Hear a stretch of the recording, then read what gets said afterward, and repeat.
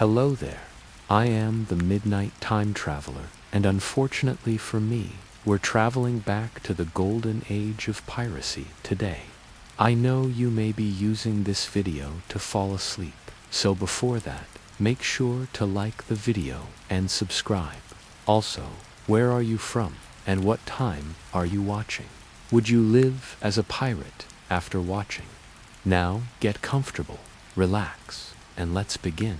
I wake with the first pale fingers of light slipping between the canvas sails, the ship's timbers creaking like ancient jaws as it pitches in the gentle swell.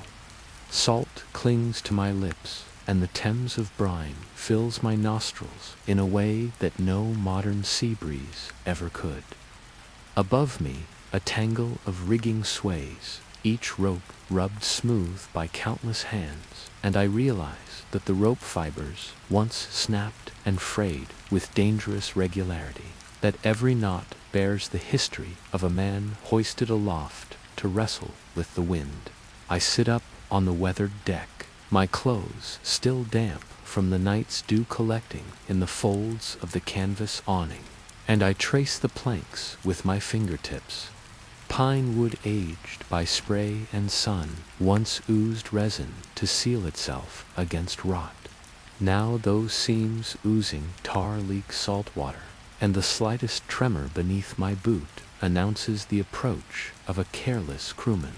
Rise and shine, landlubber, a gravelly voice calls out behind me, and I turn to see Red Thomas leaning against the rail with a chipped tin cup in his hand. He sips a bitter brew that no civilized tongue would suffer for long. The sun is up, and the tides will have us off Tortuga before noon if we catch the wind right. Best fetch your sea legs quick. Tortuga once was a sleepy fishing port, but now it brims with cutthroats and merchants eager to turn a profit on stolen goods. I nod, though my sea legs ache as if they belong to someone else. A sudden lurch sends a coil of rope rolling across the deck, and I duck just in time to avoid a glancing blow. A sailor nearby curses in a language I barely recognize, yet its tone carries practiced familiarity. I stand, testing each footstep, and make my way toward the galley hatch with measured caution. Below deck, the cook's cauldron simmers with a dubious porridge of grains and salted fish. The smell alone could drive a sentimental poet to tears, but it fuels hardened men who know that an empty belly is worse than stout fare. I take a bowl, the rough wood digging into my palm, and join two others at a battered table. The benches bear grooves, carved by knives and cups alike, each mark telling a tale of a past argument or drunken night. Squall is blowing in from the west, one of the men says between hunks of fish, glancing at the narrow window slit. Better be ready to drop anchor once we are close. His eyes gleam with a mixture of anticipation and fear, as if he relishes the promise of chaos, yet dreads its reality. I swallow the porridge, its texture grainy, its taste metallic with salt, and I marvel at how little comfort food can bring when survival is at stake. Every sip reminds me that pirates live at the mercy of sea and wind, that they mend sails by moonlight and patch holes with tar and muck before dawn. No inns to shelter them, no warm hearth to beckon, only the open ocean, unforgiving and boundless. By the time I leave the galley, the sun has touched the horizon in full, casting a brilliant streak across the water. I step onto the deck once more, resolve settling in my chest. If I am to document this life, I must learn to endure it, to move with the rhythm of the waves instead of fighting their pull. The day is young, and already I feel every lesson of this pirate's dawn carving itself into my memory.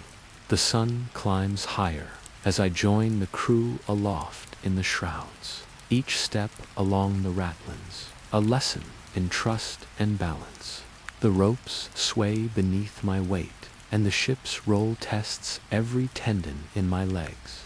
Below me, the deck appears to float on waves of foam, and I recall that pirates prized speed above all else, knowing that a swift vessel meant the difference between a bounty seized and a chase that left them empty-handed.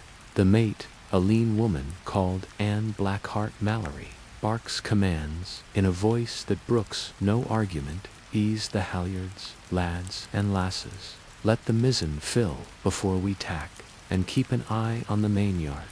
She has been balky since yesterday's squall.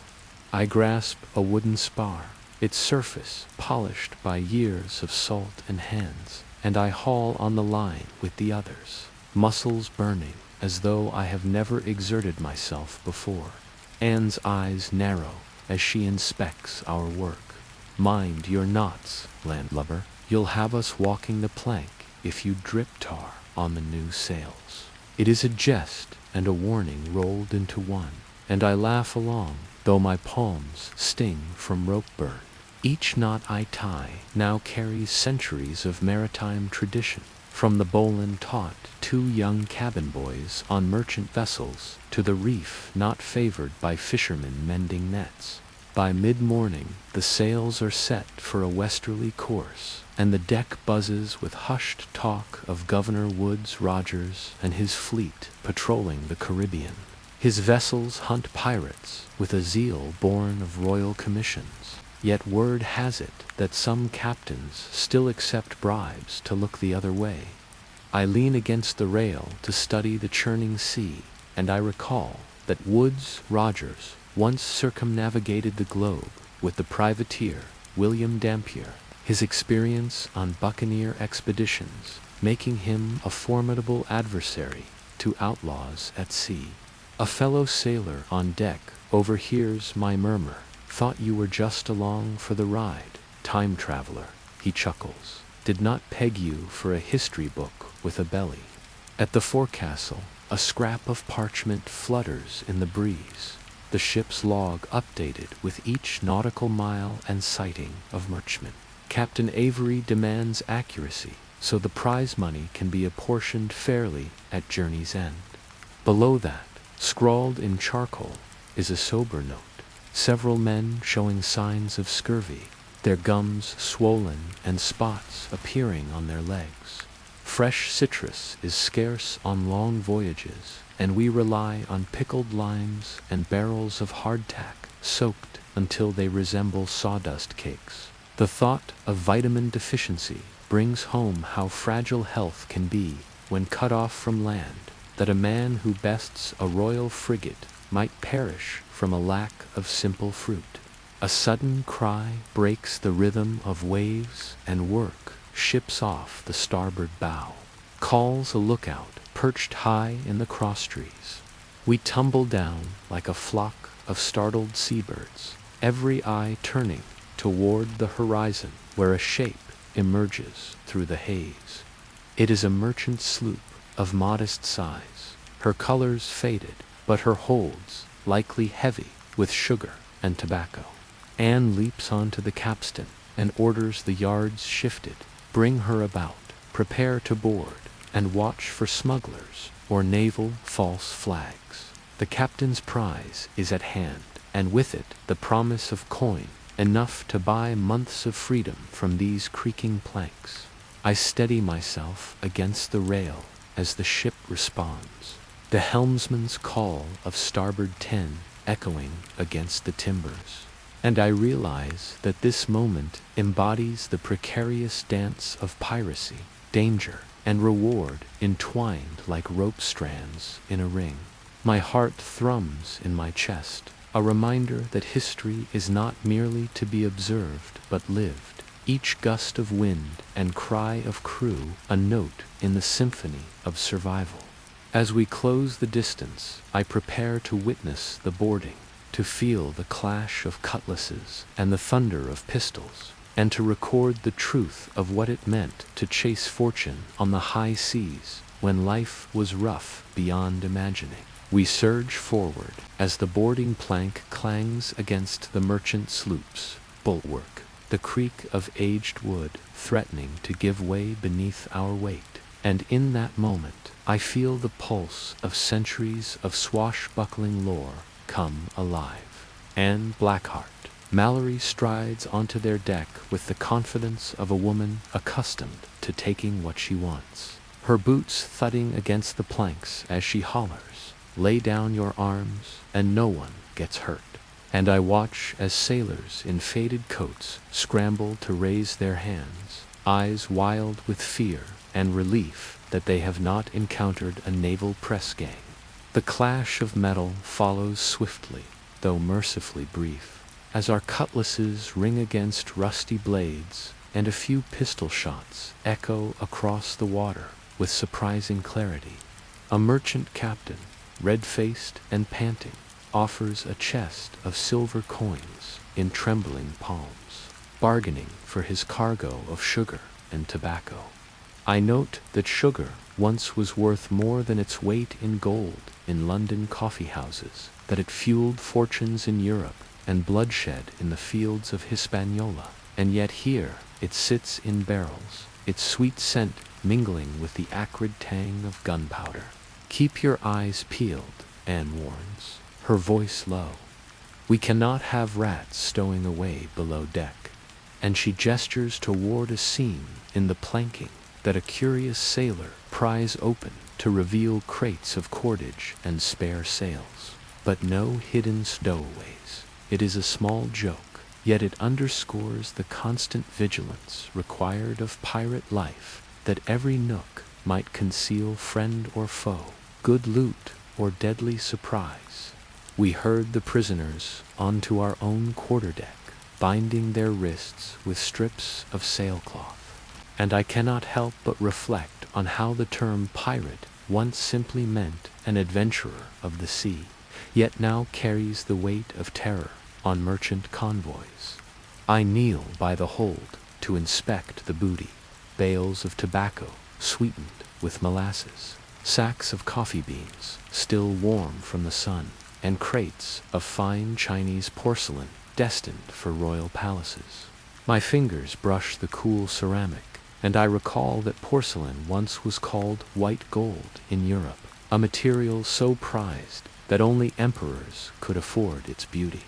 As the crew hauls the plunder aboard our own ship, the merchant captain begs for mercy, offering maps and ship logs in exchange for his freedom. I step forward, surprising myself, and say, "In another life you might have sat beside me in a crowded tavern discussing stale ale, but here we stand, divided by law and ledger." And he stares at me as though I speak in riddles, and nods approvingly. Let him keep his charts, but spare his crew.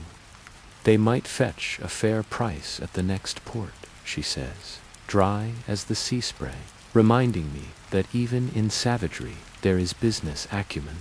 By midday the planks are slick with salt and sweat, and we swarm back to our own vessel, the deck groaning under the weight of stolen riches. My arms ache from lifting barrels of sugar. My throat is parched from shouting commands.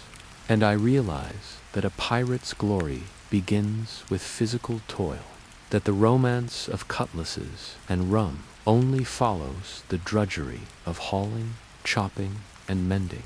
I pause at the railing to catch my breath, surveying the churning wake behind us like a white ribbon marking our defiance of both crown and commerce. The prisoners lie bound in the hold for now, their fate uncertain, until we reach a friendly cove or a port willing to bargain. And I marvel at how ephemeral freedom can be on these rolling waves. Every choice carries risk, that a wrong tack might bring a schooner of marines upon us by dusk.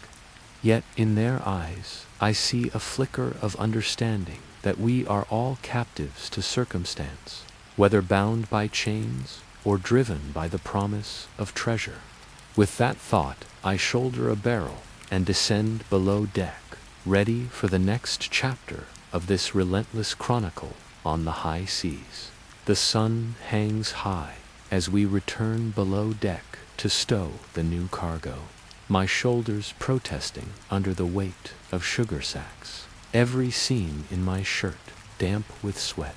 And I reflect on how a pirate's day is measured not by the sun's passage, but by the hull's creaks and the wind's whispers.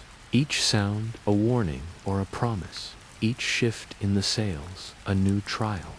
The carpenter, a squat man with a bushy beard named Jasper, calls out for help as he patches a splintered plank near the waterline. The gale from the morning chase having torn through the boarding planks like a ravenous bird.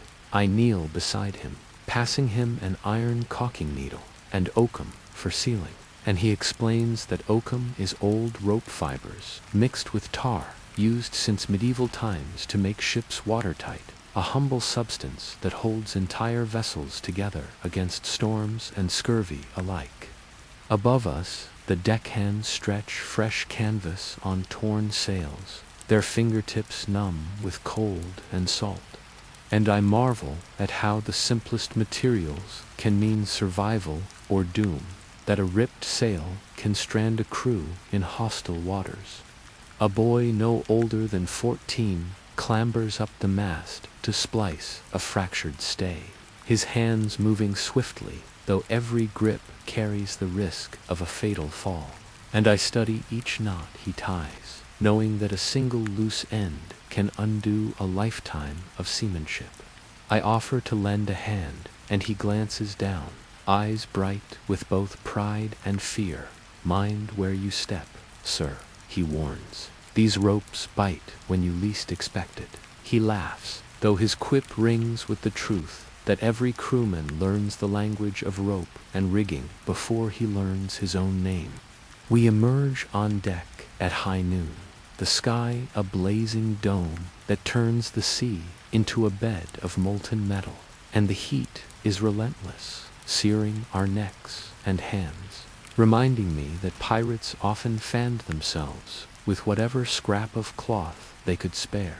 I take a swallow from my flask, the rum watered down to last through the day, and I think of how rum once was currency among sailors, more valuable than silver in distant ports, that a bottle could buy allegiance or incite mutiny.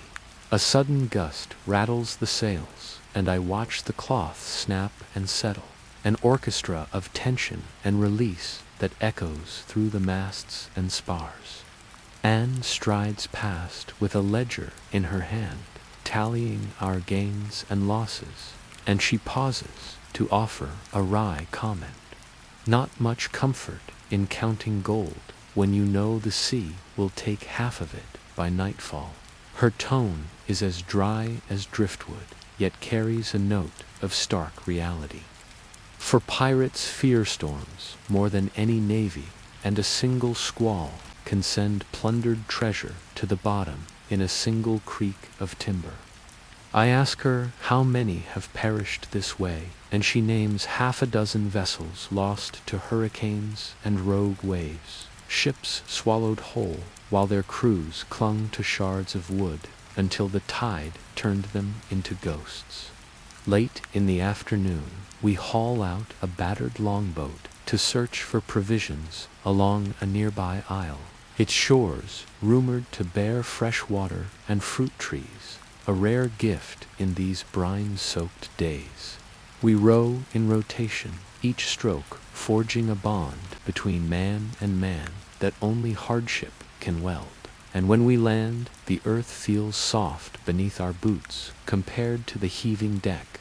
I follow Jasper through a grove of palms, the scent of ripening coconuts, heavy and sweet, and he shakes one loose, its husk split by a machete, revealing the clear water within, a taste of heaven after weeks of salt and sour.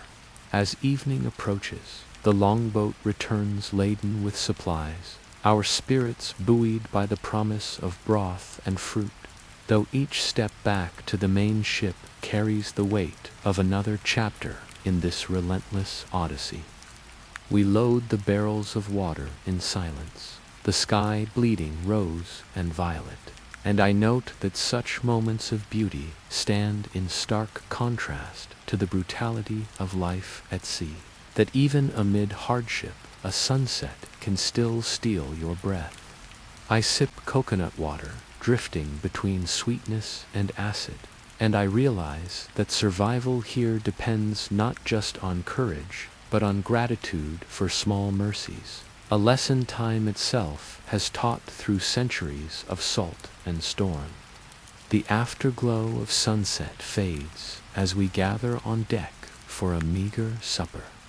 Lanterns swinging gently and casting flickering pools of light across the creaking planks, the air tasting of salt and wood smoke, and I am handed a bowl of stewed goat meat, tough yet nourishing, a reminder that fresh provisions are a luxury seldom afforded on pirate vessels. Around me, the crew chews in companionable silence, each man and woman lost in their own thoughts, for the day's labors weigh heavy upon spirits worn thin by constant toil.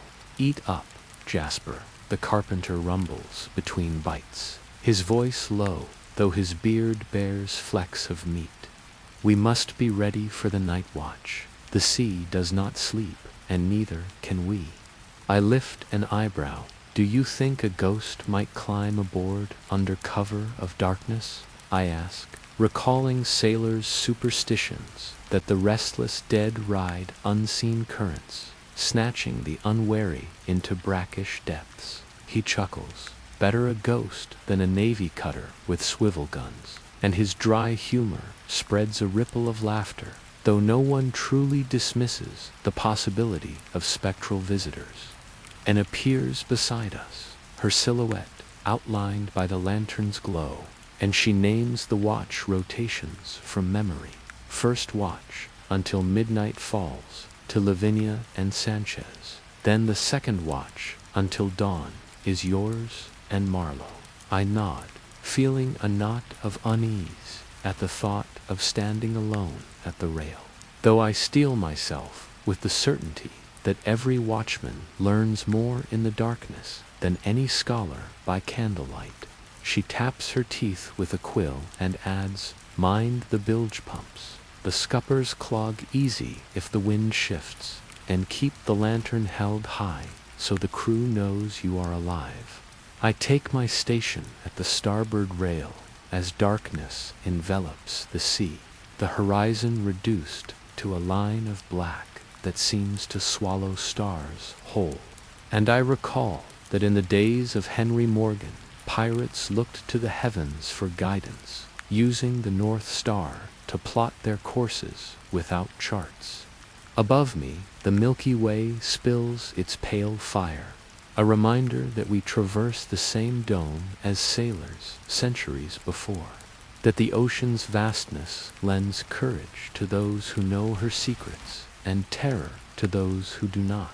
Minutes stretch into hours as I stand watch, the hush broken only by the lapping of waves and the occasional creak of timber, and I ponder the life that drives a man to piracy, exile from home ports, debt pressing like shackles, the lure of coin enough to drown memories of past wrongs. A sudden flicker on the horizon draws my gaze, a lantern bobbing at the water's edge, and I call softly, "Ship approaching," my voice barely carrying over the breeze.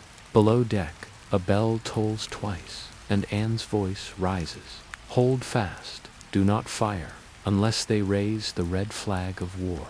The approaching vessel proves to be a fishing yawl, her crew unaware of danger as they haul nets heavy with snapper.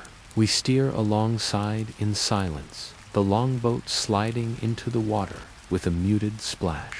I climb down to meet them, offering reassurance in broken Spanish that we intend no harm, that we seek only a share of fish to supplement our dwindling stores. Their captain, a grizzled old man with more scars than teeth, squints at me and says, "You all, pirates," his tone more amused than afraid. I shrugged and reply, "We all live by the sea, friend." Some of us just work harder for our supper. He laughs and tosses me a few fish, glistening and slick, and I carry them back aboard, grateful for small kindnesses in a world where mercy is rare. As I climb back up, I reflect on how pirate society, though brutal, held codes of honor peculiar to itself. A share for every hand, care for the wounded, and no torture for women or sailors who surrendered without fight. These unspoken laws bound us tighter than any contract inked on parchment. By the time my watch ends, the lanterns have dimmed and the ship drifts on gentle swells. I make my way below deck to sleep for only a few hours, the hammocks swaying like cradles of sea. And I think of how such rest is hardly restful, each creak and groan threatening to jolt me upright. Still, I drift into dreams, tinted by salt spray and cannon smoke, a testament that even in slumber, a pirate's life continues its relentless course. As the first faint glow of dawn creeps beneath the hatch, I stir, muscles aching, mind alive with anticipation of the next trial, knowing that when morning breaks, I will rise again to learn new lessons of hardship and survival. Each day here brings its own perils and rewards, and I remain resolved to record every detail of this rugged existence with all its grit and unexpected generosity before the tide of history sweeps me away once more. Above me, the rigging stands silent against a rosy sky, ropes outlined in early light. And I recall how sailors once believed that these lines were alive, that the ghosts of men lost at sea lingered in their fibers. A sudden scurry draws my gaze to a rat no larger than a man's hand, its beady eyes reflecting the dawn as it darts beneath a barrel of salted pork fat, reminding me that these vessels often harbored more vermin than vermin hunters, and that a single ship could shelter scores of rats nesting in every seam and cargo hold. Land traveler Sanchez calls from the forecastle, his voice echoing from below deck, "Grab a trap and some cheese. We need to cull the population before they devour our last biscuits." I join him in hauling out brass spring traps, the metal jaws glinting, and he instructs me patiently in baiting each one with cheese dipped in rum, an irresistible lure for the scuttling rodents. We set them at intervals along the gunwale, beside the bilge pump, and near the galley, where the rats grow boldest, knowing that every rat captured is one fewer disease vector beneath the hammocks at night. By mid-morning, the decks have been swabbed twice, the vinegar and sand mixture washed away and carted overboard, and my arms burn with exertion as I wield the heavy brush. Pirates believed that a clean deck kept bad spirits at bay, that a neglected ship invited misfortune, and I find myself mouthing a silent prayer with each stroke. The crew moves in a trance of routine, faces set with grim determination, for life aboard demands that every sailor prove his worth through sweat before he can claim the plunder of the next raid. Near the capstan, I find Jasper the carpenter chiseling at a patched section of hull, seawater seeping through a narrow crack that appeared in yesterday's squall. I hand him oakum, bits of old rope, and a caulking needle, watching as he presses the fibers deep into the seam before coating them in hot tar. He explains in a low rumble that oakum must be forced tight. For loose fibers, let water in and doom the ship to leak faster than any storm could sink her. His hands are black with tar and calloused by years of such work, each groove in his palm a testament to voyages haunted by tempest and toil. While he works, I am tasked with inspecting the powder magazine, a cramped locker deep in the hold where barrels of gunpowder lie stacked on humid oak pallets. The air there is musty and thick with the smell of sulfur, and I recall that pirates treated their powder with care far greater than their own rations, for a single damp keg could render every pistol and cannon useless when the enemy loomed.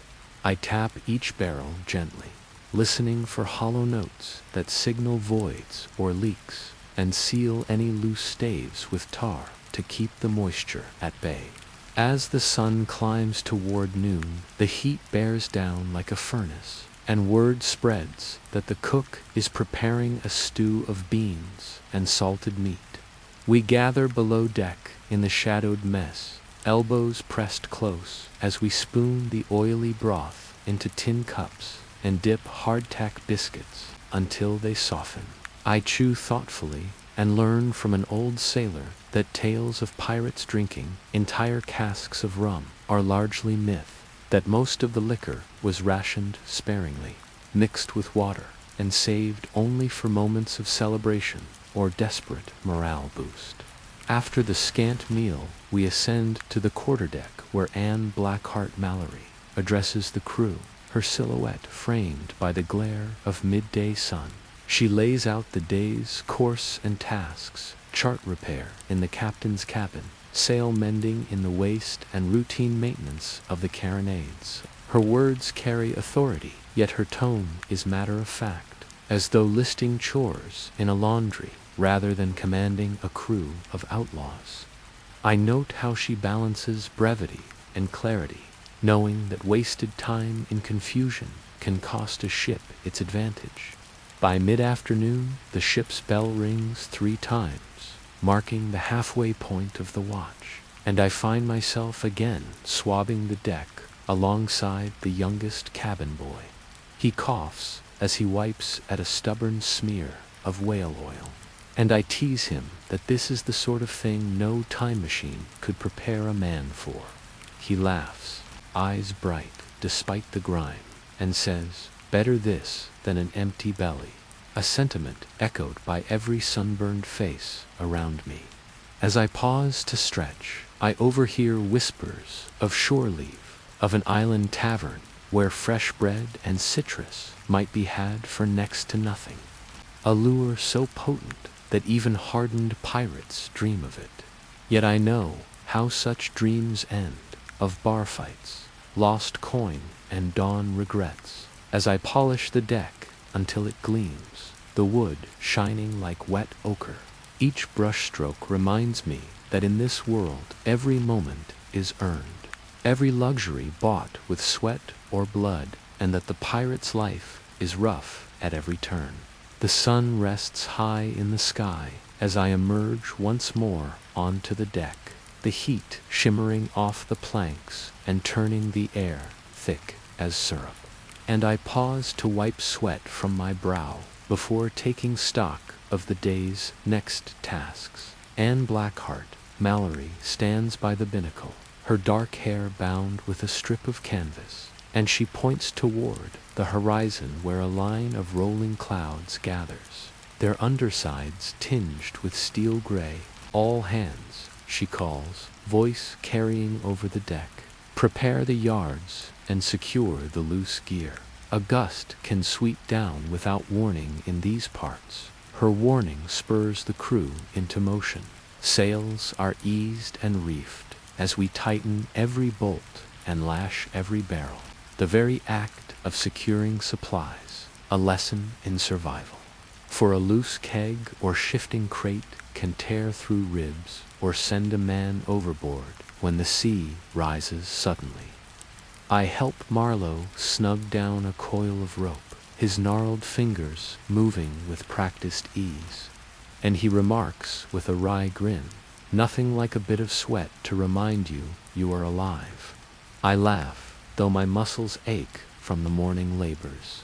Later in the afternoon, the forecastle hums with activity as deckhands haul in fishnets dragged along the stern, their catches of barracuda and mackerel promising a change from the monotony of salted meat and stale biscuits. I lean over the rail to examine our haul, noting the iridescent scales and the sharp teeth. And I learned that fresh fish not only nourishes, but also helps stave off scurvy. For the oil rinsed from the flesh contains traces of essential nutrients lost in casks of pickled provisions. A sudden gust whips across the deck, and the ship lurches, the sails snapping with such force that a man could be unbalanced at a single misstep. Squall, Anne calls, her eyes narrowing as she surveys the darkening sky. Brace yourselves, she orders, and I scramble to tie down a loose barrel of flour that threatened to roll free in the heaving motion. Around me the crew braces against the wind, every knot tightened and every line checked twice, and I marvel at how quickly a gentle sea can turn savage when wind and wave conspire. Within moments, the squall crashes upon us, sheets of rain so sudden and fierce that visibility vanishes, and the deck becomes slick as glass under our boots. We work as one living being, hauling sails down to drench the canvas and wrapping them in tarred rope to prevent tearing. The storm's fury echoed in the thunderous roar of wind through the rigging. A flash of lightning reveals the faces of my shipmates, etched with fierce concentration, each drop of rain like a needle against exposed skin, and each breath drawn with effort against the gale. I find myself at the helm, guiding the ship's wheel under Anne's direction, her calm voice steady as she calls out course adjustments, starboard to keep her head into the wind. And I follow her commands, each shift of the wheel a narrow margin between survival and disaster. The stern dips into a trough, and water pours over the rail, soaking my boots and chilling my bones. And I recall that pirate vessels often rode low in the water for speed, a design that left less room between deck and sea and demanded constant vigilance in heavy weather. After what feels like an eternity, the squall spends its force, and the rain slackens to a drizzle, leaving the air crisp and laden with the scent of damp wood and ozone. We begin to haul the sails back aloft, our fingers numb and our lungs burning, yet a muted cheer rises as each canvas is drawn taut once more. Anne surveys the rigging and nods. "Well done," she says simply, and I feel the surge of pride that comes from overcoming nature's challenge as a single crew. The storm leaves behind broken branches, adrift, and a sky cleared to pale blue, and with the world washed anew, we resume our course toward the hidden cove where the Spanish galleon waits. I join Jasper and Sanchez in clearing the deck of debris, each chunk of driftwood and tangle of seaweed tossed overboard.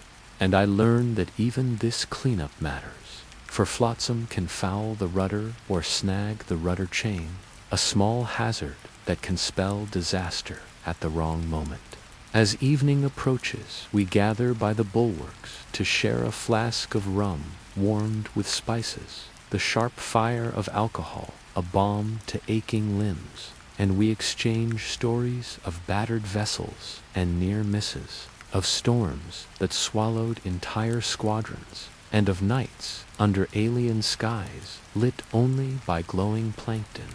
Each tale carries a lesson wrapped in irony, that even the most fearsome tempest can yield unexpected beauty, a rainbow arching across a heaving sea, or the sudden calm that follows havoc. By the time the sun dips toward the horizon, I stand at the rail, surveying the expanse of water that stretches before us, each wave a reminder of the rough life we have chosen. The day's labors etched lines of fatigue on every face, yet there is a spark in our eyes that speaks of defiance and camaraderie. I tighten my grip on my journal and ink another entry, determined to capture every nuance of this life. For when I return, I will carry the memory of sweat and terror and triumph on the high seas, a testament to the harsh reality of the Golden Age of Piracy. The moon slips behind a curtain of clouds as we slip into our longboats, the oars dipping with soft regularity and stirring ripples that vanish almost as soon as they form. And I settle in beside Sanchez and Marlowe, the chart pressed against my thigh like a promise of fortune. The sea is calm now, its surface a mirror broken only by the faintest breeze, and each stroke of the oar carries us closer to the looming silhouette of the Spanish galleon, her masts rising like ancient pillars against the starless sky. We move in near silence, voices reduced to murmurs and whistles reserved for urgencies, for the slightest sound can alert the watchman stationed above. Anne's figure stands at the bow of our boat, her eyes fixed ahead, and she holds up a hand to signal a pause. We drift in the black water, our breath visible in puffs of mist, and I recall that pirates often preferred night attacks because darkness obscured their numbers and muffled the creak of hull and plank. "Listen," she whispers. Their watch bell rings on the quarter hour, and at the fourth toll the guard changes shift, she adds, drawing upon her memory of patrol routines learned in previous raids. We count each chime as it drifts across the water, a toll deep and resonant that echoes through our bones. When the fourth echo fades, she inclines her head sharply.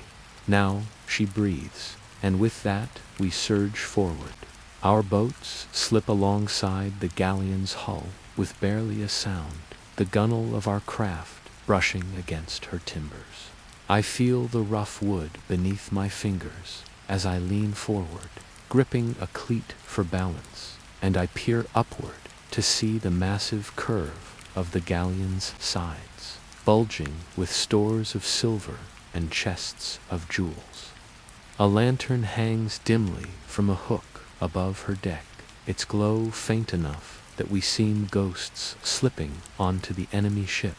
A single rope ladder is tossed over the side, its knots spaced for climbing, and we scramble up in pairs, the damp rope cold and slippery beneath our palms. My boots find purchase on the main deck with a soft tap, and I crouch low as I draw my cutlass, its blade gleaming with a fresh edge. Around me, the deck seems vast and empty, save for a coiled hose of rope and a barrel of gunpowder rolled just out of reach. "Stay low," Anne murmurs at my side. "Head for the quarterdeck and secure the capstan before they can sound the alarm." We dart in shadows, passing through the tangle of bulky barrels and canvas sails, each obstacle a potential hiding place for foes or for our own misstep. I pause at a gangway to steady my breathing, recalling that galleons once carried marines trained in amphibious combat, that a single musket ball could end a life before it began. We reach the capstan, where 3 marines are fumbling with the handspike, their uniforms marked with the king's emblem, and I step forward with a quick nod from Anne. We pounce, blades flashing, and the marines drop their weapons with a startled clatter. I bind their wrists with strips of sailcloth, marveling at how quickly fear can transform a soldier into a splint. One of them stammers, "Release us, and we will tell the captain you spared his men." And I reply, "Your lives are worth more to us than your curses," before leading them below deck to a dark hold where they join the other waiting prisoners. Above, the rest of the crew thunders across the deck, cutting ropes and securing yards, rearranging the rigging so that the galleon drifts, helpless, without sails. I climb to the poop deck to find Anne standing beside the ship's wheel, her silhouette framed by the lantern's glow. Full speed ahead, she orders our helmsman, and I watch with thrill as the galleon responds, her massive hull forging ahead under our stolen rigging. With the ship under our control, we descend into the captain's cabin to find the treasure chest, its lock broken with a chisel borrowed from Jasper, and inside we discover sacks of silver coins struck with the mark of Seville, ingots stamped by colonial mints, and velvet bags of pearls plucked from Caribbean oyster beds. I lift a heavy purse, its weight certain in my palm, and I feel the thrill of history's promise fulfilled, the treasure that once funded wars, now resting in our hands. Our victory is tempered by the knowledge that time is short, that dawn's light will reveal our deed and bring the Navy's true frigates upon us. But for a brief moment we stand triumphant in the candlelit cabin, laughter bubbling among the crew as we count our gains. Anne looks at me and raises an eyebrow. "A fine night's work, time traveler," she says with wry humor, though I would not recommend this course to a peaceful historian. We load the treasure into the longboats as quietly as we came, each man taking a share with solemn reverence. And I notice how even the hardest pirate treats silver like precious cargo, caressing each piece as though it bore a soul. We slip away from the galleon under a sky fading from black to deep indigo, the hull receding into the night like a conquered giant, and I lean back in the boat with my share of coin and my heart still pounding from the rush of battle. As we row toward our own ship, I look up at the vast sky, thinking of how pirates once believed that moonlight guided them as surely as any compass, and I whisper, thanks to the stars for the fortune bestowed. When I finally clamber aboard our vessel and the deck creaks beneath my boots, I feel the weight of each coin in my pocket, and I resolve to record every detail before the dawn steals these moments away. For the life of a pirate is fleeting and full of peril, but it yields stories that will outlast the very tides they ride. The first flush of sunrise finds us back aboard our own vessel, the longboat bumping gently against the hull as sailors haul each heavy chest of silver and velvet bags of pearls across the deck, and I pause to steady my breath, the chill of the early hour mingling with the heat still clinging to my bones from the night's exertion.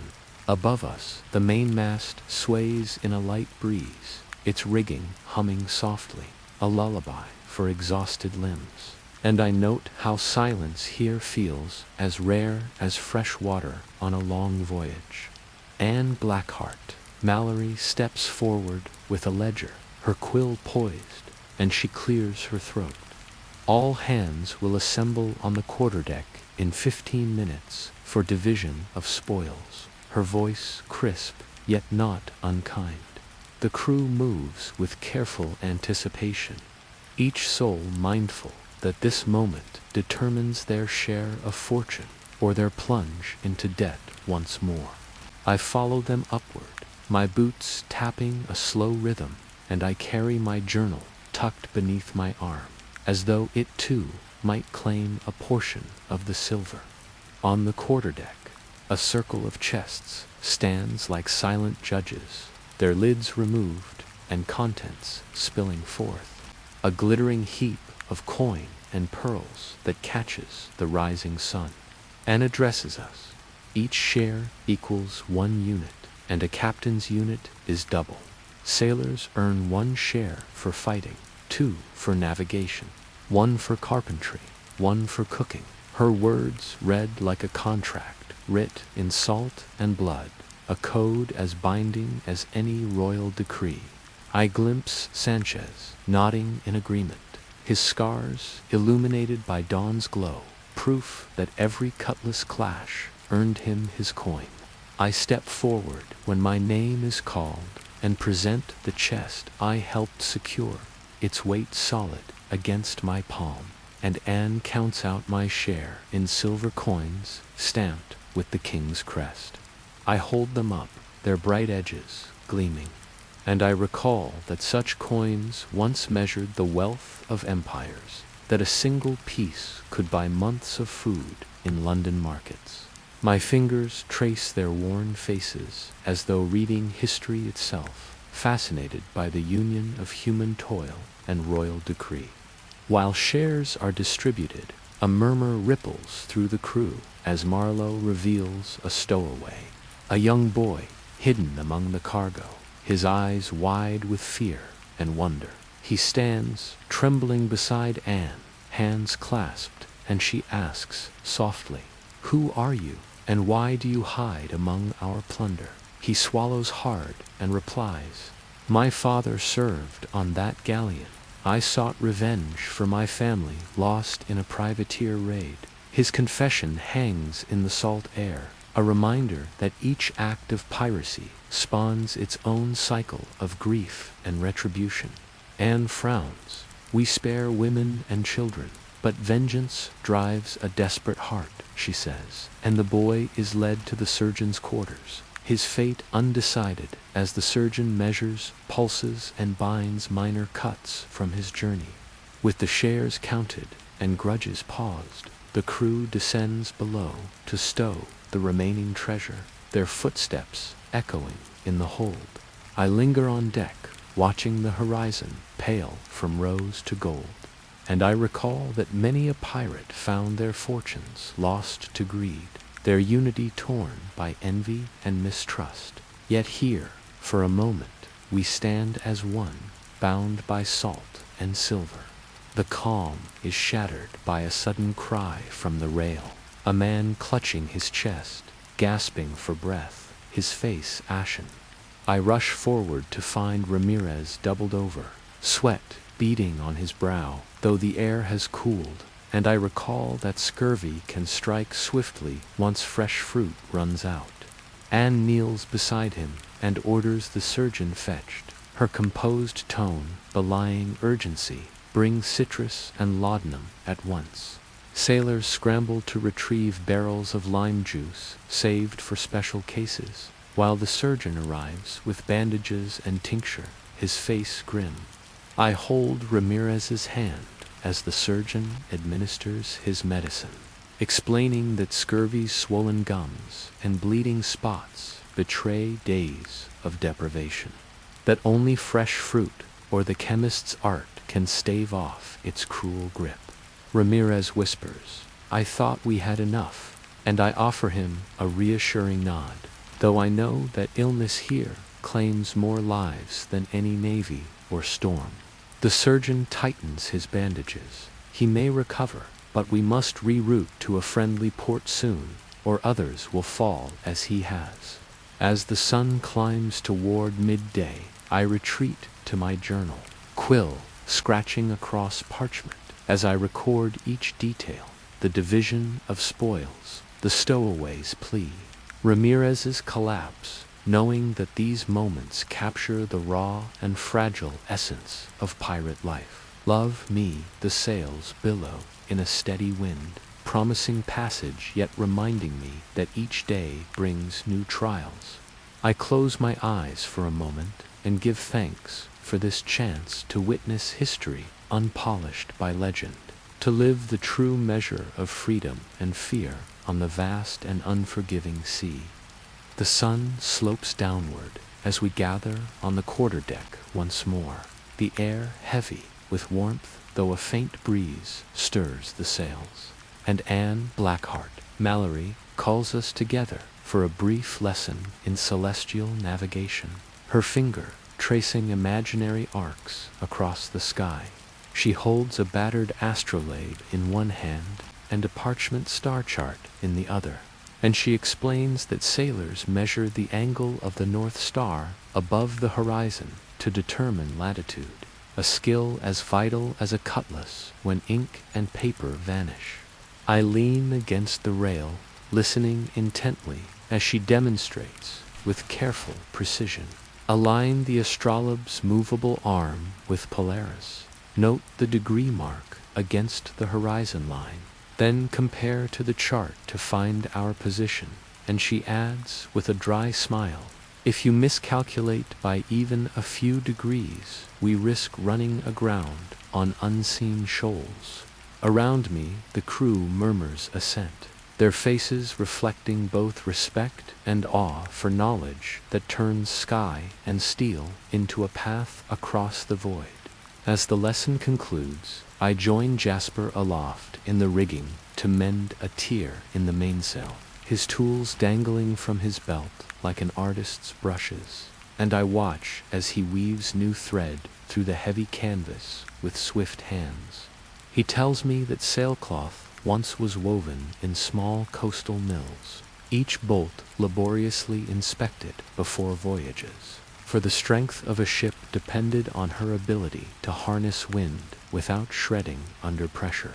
I mimic his movements, my fingers clumsy at first, and he chuckles. I, young scholar, even the brightest mind must learn by doing, his humor comforting amid the tension of open sea. Below us, a sudden shout draws my gaze to the rail, where two figures cling to a battered raft drifting alongside, their clothes ragged and faces gaunt. Anne's voice rings out, "Pull them in," and within moments the crew lowers a scramble net to haul the survivors aboard. They collapse onto the deck, coughing and shivering, and I kneel beside them as they gasp for breath. One man croaks, "Shipwrecked days ago, lost mast in storm," his words ragged but urgent, and I realize that fate here can change in a heartbeat, that even the hardiest pirate owes gratitude to a fellow soul saved from the depths. The surgeon arrives to tend their wounds, his gentle touch belying the man who stitched cannon blast injuries, and he offers them salted meat and warm water, explaining that nourishment and rest can revive a man broken by wind and wave. The survivors murmur thanks, their voices hoarse, and I wonder whether they will join our crew or be set ashore at the next port. For pirates sometimes gain new hands this way, men desperate for passage or for a chance at revenge against merciless seas. As dusk nears, we haul in the net and secure the sails for the night, the survivors wrapped in blankets while they rest on cots hastily arranged in the waist of the ship. I help Marlowe stow the navigation instruments before joining the cook for a supper of fish stew made from the morning haul. Its broth rich and smoky, a rare treat after days of salted pork. We sit shoulder to shoulder, spoons scraping bowls, and he tells me tales of islands where coconuts break hunger and where hidden springs offer relief to parched throats. His tone matter-of-fact, though his eyes gleam at the memory of fresh water. Night approaches with gentle inevitability as lanterns are lit, their glow soft and golden against the darkening sea. And I take my station for the second watch, the survivors bundled below, the crew alert for anything that drifts into our path. I breathe deeply of salt and oil and candle smoke, aware that each moment carries the weight of choice, that every rising wind or unexpected visitor can alter the course of lives aboard this vessel. With the first star appearing above, I steady myself at the rail, the deck beneath me alive with creaks and whispers of rigging, and I open my journal to capture this day's trials, the lesson in the heavens, the tear in the sail, the rescued castaways, and I marvel that history unfolds not in grand halls, but here on shifting planks, where knowledge and compassion meet danger and reward on the vast and unforgiving sea. The moon rides high and full as I settle into my post at the starboard rail, the deck bathed in silver light that turns every drop of water to liquid glass, and I wrap my cloak tightly against the cool night air, listening to the soft hiss of waves against the hull. Around me, the crew moves in hushed rhythms, each footfall measured to preserve silence, for even at this late hour, dangers lurk. Leaks opening in the hold, rats gnawing through lines, or worse, a drifting reef unseen until too late. A sudden creak echoes from below deck, and I stand alert, every nerve taut, until Anne's voice drifts up, low yet precise. That sounds like the water locker. Check it out. I nod and descend into the darkness, lantern in hand. Each step down the ladder, a plunge into gloom, heavy with the smell of salt and timber. The water locker is a small compartment where barrels of drinking water rest on wooden slats to drain seepage. Yet tonight, I find a thin trickle running along the plank and pooling at my boots. I kneel to inspect a seam between boards, the wood swollen and cracked, recalling that the constant spray and moisture warp even the sturdiest oak. I tap the wood with my knuckle, listening for hollow reverberations, then fetch a tin of tar and a wad of oakum from nearby shelves, pressing the fibers into the crack and smearing tar to seal the joint. Every movement guided by the knowledge that a flooded hold can doom a ship faster than any storm. Above me, a muffled shout alerts me to another sound, a distant scraping against the hull. Yet when I emerge on deck, all seems calm, the moonlit sea serene and untroubled. I climb to the forecastle and scan the horizon, noting how stars glitter like scattered silver, recalling that sailors once believed navigation by starlight was a gift from heaven. Each constellation, a tale of gods and heroes watching over mariners in peril. Time traveler, Anne calls softly as she appears with Sanchez. All clear here. I reply that the leak is patched and the hull holds firm for now. She nods in approval and gestures toward the bow, where a faint glow ripples beneath the surface. Phosphorescent plankton, disturbed by our passage, glowing like embers in water. Sanchez grins, even the sea lights, its own lanterns for us, and I stand in awe at how nature provides marvels, even in the darkest watches. We lean on the rail and share a flask of diluted rum, its warmth easing chill and tension, as Anne tells me of a legend that sailors who sip rum under a full moon invoke the favor of Neptune, and then adds, with a wry smile, better not depend on distant gods when you can rely on patching leaks and steady oars.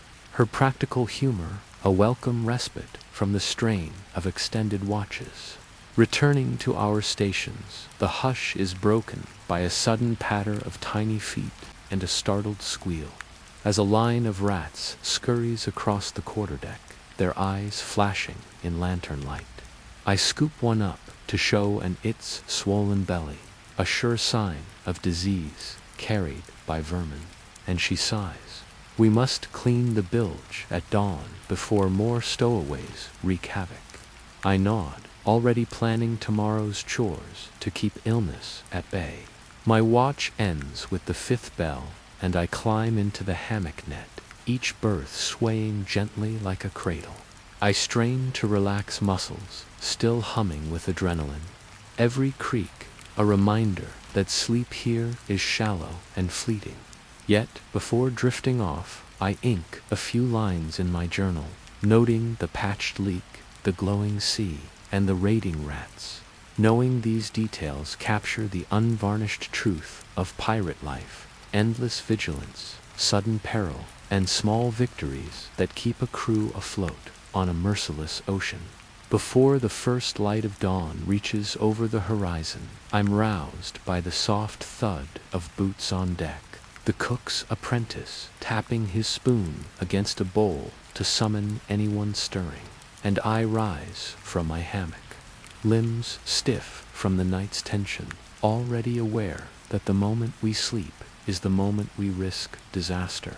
On deck, the bilgemen crouch over the grating, scooping foul water into wooden buckets to heave overboard, each scoop revealing the detritus of the voyage. whale oil residue, seaweed tangled with barnacles, scraps of food that drifted below during the squall, and I recall that bilge cleaning was once considered a sailor's cruelest chore. Yet it stood between a ship's crew and the diseases bred in stagnant pools. I joined the line, my hands chapped from salt, and learned that every shovel of muck removed prevents wooden beams from rotting and keeps the pumps from clogging. Meanwhile, Sanchez and Marlowe haul out the spare barrel of fresh water. It's bung sealed with tar, and they refilled the casks stowed above the water locker, mindful that traders often sold barrels half full or fouled with brine. The surgeon watches with approval, for scurvy's threat lingers until we secure fruit or citrus. And he reminds me that even a little lime juice added to the barrel can save lives on lengthy crossings. As the sky lightens to a pale lavender, Anne gathers us beneath the mizzenmast, her lantern swinging in the morning breeze, and she speaks in low tones so the sleeping survivors remain undisturbed. Today we hope to reach that cluster of islets to the east, their coves rumored to hide fresh fruit and wood for repairs. But the shallows are treacherous, and we must navigate by compass and lead line. Her mention of the lead line summons memories of its ancient use by mariners, who dangled a lead weight at the end of marked rope to measure depth, a practice unchanged for centuries. I volunteer to cast the lead line once we approach the shoals, eager to apply my newfound knowledge, and she nods. Good. Your eye for detail may spare us a grounding before dismissing the crew to ready the longboats and chart our course. The carpenter Jasper calls out for volunteers to patch a splintered rail torn loose in the squall, and I lend him a hand, passing wedges of oak and splicing lines of nail and rope, each motion precise, for even a small fracture can widen with the ship's roll and send a man tumbling overboard. I recall that permanent repairs often waited until dry dock, but at sea we made do with splints and oakum until a proper shipwright could tend the vessel. By the time the sun peaks above the eastern waves, the deck is cleared, the bilge drained, and the longboats lashed alongside oars secured in their thole pins, ready for launch. As I adjust the map beneath Anne's direction, she points to a tiny dot on the paper. That is where the tide channel runs deep enough for our draft. But mark it well. The markers change with every storm. She traces her finger along winding soundings, and I marvel at how a simple sketch of lines and numbers can hold life or death in its ink. We eat a quick meal of cold fish and hardtack, the wind whispering promises of landfall, and I savor each bite, knowing that within hours we may taste fresh bread or pluck an orange from a sunlit branch. Even as we ready ourselves, I feel the familiar thrill of uncertainty. Will the tides favor us? Will the hidden reefs lie where charts say? And will the cruelties of pirate life ease for but a moment when fresh water and fruit revive our bodies and souls? The longboats cut through the glassy water as we approach the isle at dawn's first light, the oars dipping in near silence, and I grip my cutlass sheath to steady myself, aware that each wave could betray an unseen rock or hidden reef. The shore emerges through morning mist, a ribbon of pale sand backed by dense palms, its promise of fresh fruit and wood offset by the warning of jagged rocks lurking beneath the breakers. Anne Blackheart Mallory stands at the bow of our boat, her gaze fixed on a narrow channel marked by two leaning coconut trees, and she calls out to Sanchez, "Take starboard, or ease the boat in gently, and keep an eye on the depth at every stroke." He nods and shifts his grip, the paddle whispering through water, barely deep enough for our draft. And I recall that pirates often relied on local knowledge, maps drawn in taverns, and guides bribed with coin to navigate these hidden passages. We ground softly on the sand and leap ashore, boots sinking into warm grains, the air rich with the scent of salt and bloom, and I stretch aching muscles against the promise of land. Behind me, the boat's crew secures lines to driftwood logs, knotting rope loops around sturdy branches, while Anne calls out, "Unload water casks first, then follow me inland to the fresh spring." I shoulder a heavy barrel of water and trudge toward the palm grove with Marlowe, our footsteps stirring the chirping of crickets and the rustle of lizards darting among roots.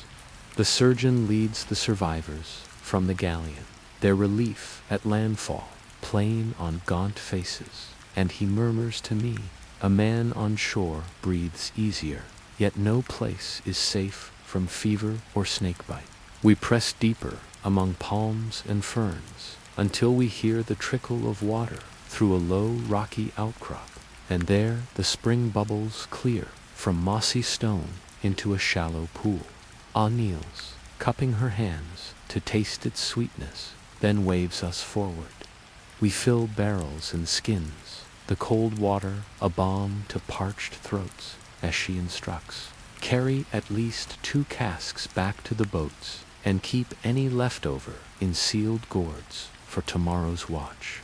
While some gather water, I explore the shoreline for fallen coconuts and mangrove roots, prying husks with a machete and cracking shells with a rock. A boy offers me a dribble of milk, grinning as he shows how fluid beats vinegar as a cure for scurvy. And I remember that pirates prized such trees not only for sustenance, but for cordage made from their tough fibers. Anne leads a group farther inland to fell a hardwood tree whose straight trunk will mend our broken mast.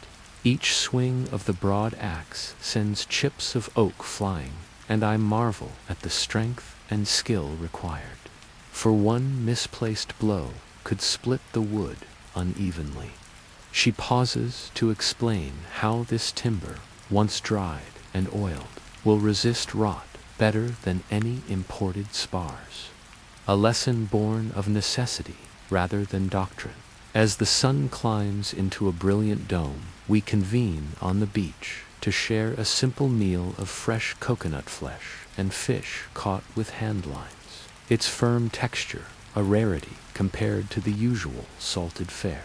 Ramirez, still pale from his scurvy scare, laughs as he bites into sweet fruit, declaring, "This tastes like life itself." And the momentary lightness in our moods is as precious as the water we secured. Before we return to the longboats, we inspect the surf for any sign of lurking hazards. Spotting the jagged remnants of a centuries-old wreck jutting from the turquoise shallows, Sanchez wades out to examine the timbers and brings back a length of braided rope that once bound cargo holds, its fibers dark with age, yet still surprisingly strong. Anne nods. Every scrap of usable salvage helps, and these old wrecks can furnish nails and hemp for our repairs.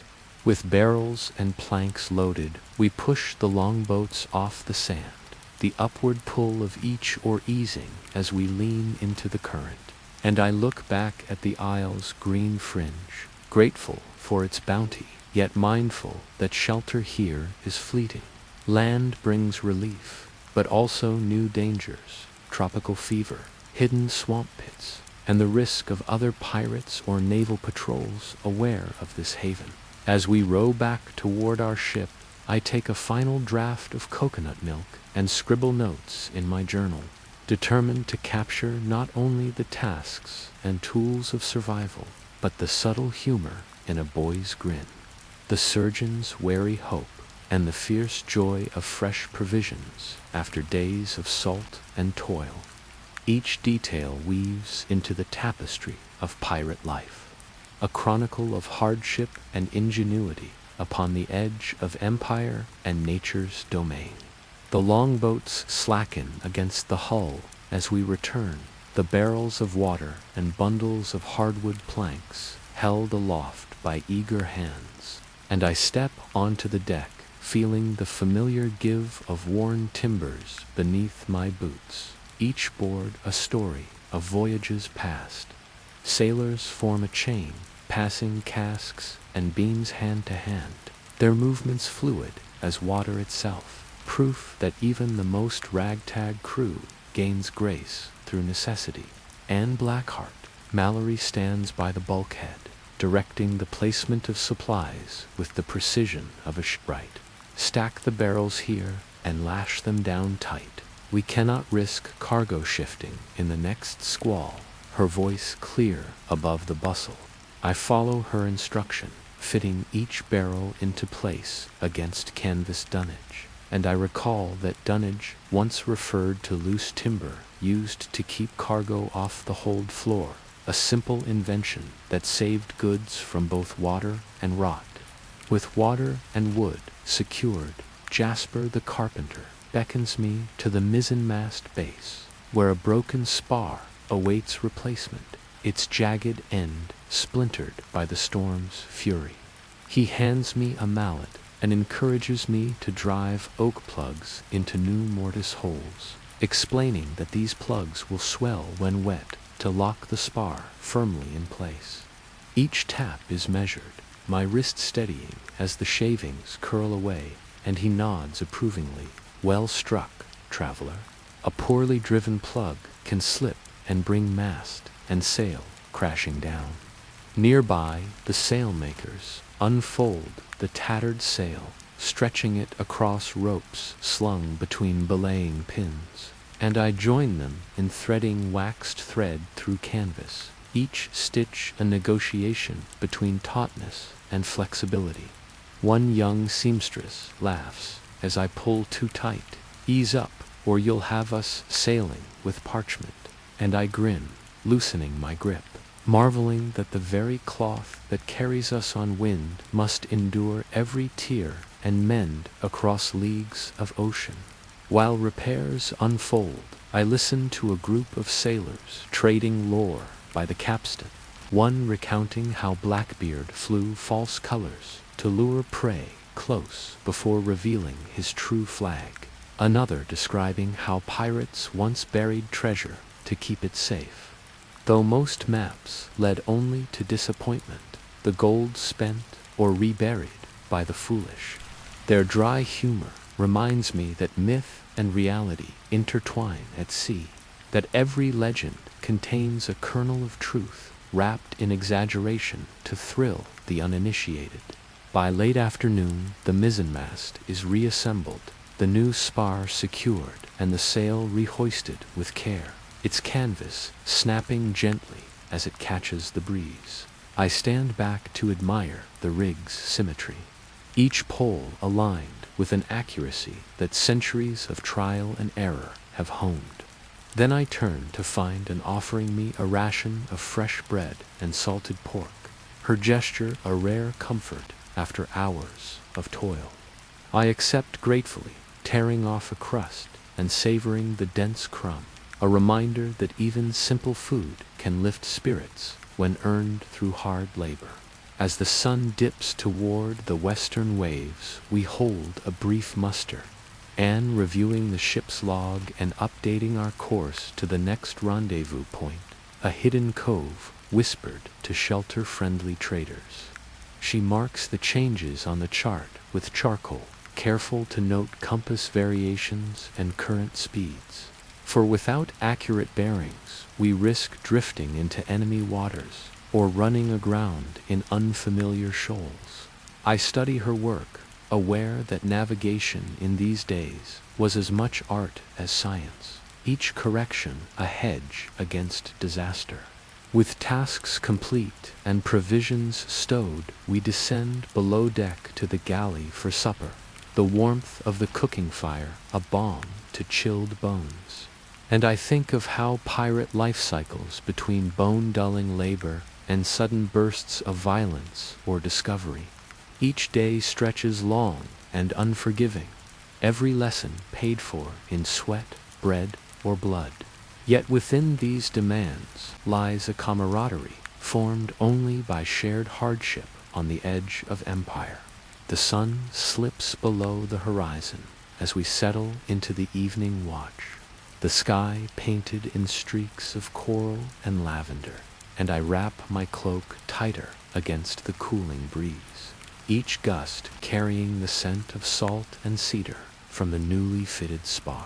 On deck lanterns glow like tethered stars, guiding our steps across the open expanse of wood and rope, and I take my station by the starboard rail, eyes scanning the darkening waves for signs of shifting currents or distant sails.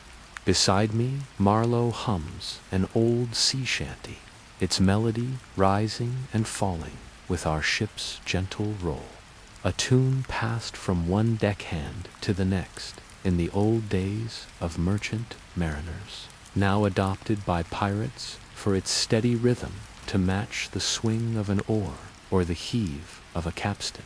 I ask him for the song's story, and he smiles. It comes from the galley of a whaling ship. Men sang it to keep spirits high through the coldest hunts, his voice soft in the hush. Even here, it helps drown the roar of the ocean when you need courage.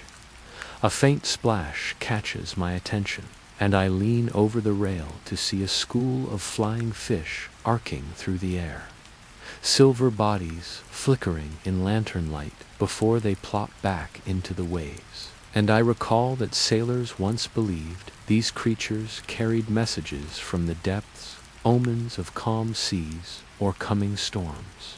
I watch as one lands on the deck with a soft thud, its fins fluttering, and I scoop it up, marveling at its smooth scales and fragile wings, before gently tossing it back to freedom.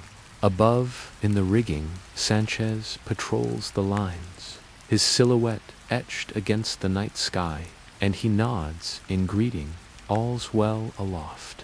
The new spar holds firm, his approval reassuring, for a mast failure by night could spill sails and leave us at the mercy of wind and wave. I shout back, thanks, mindful that clear communication is vital when daylight and visibility fade.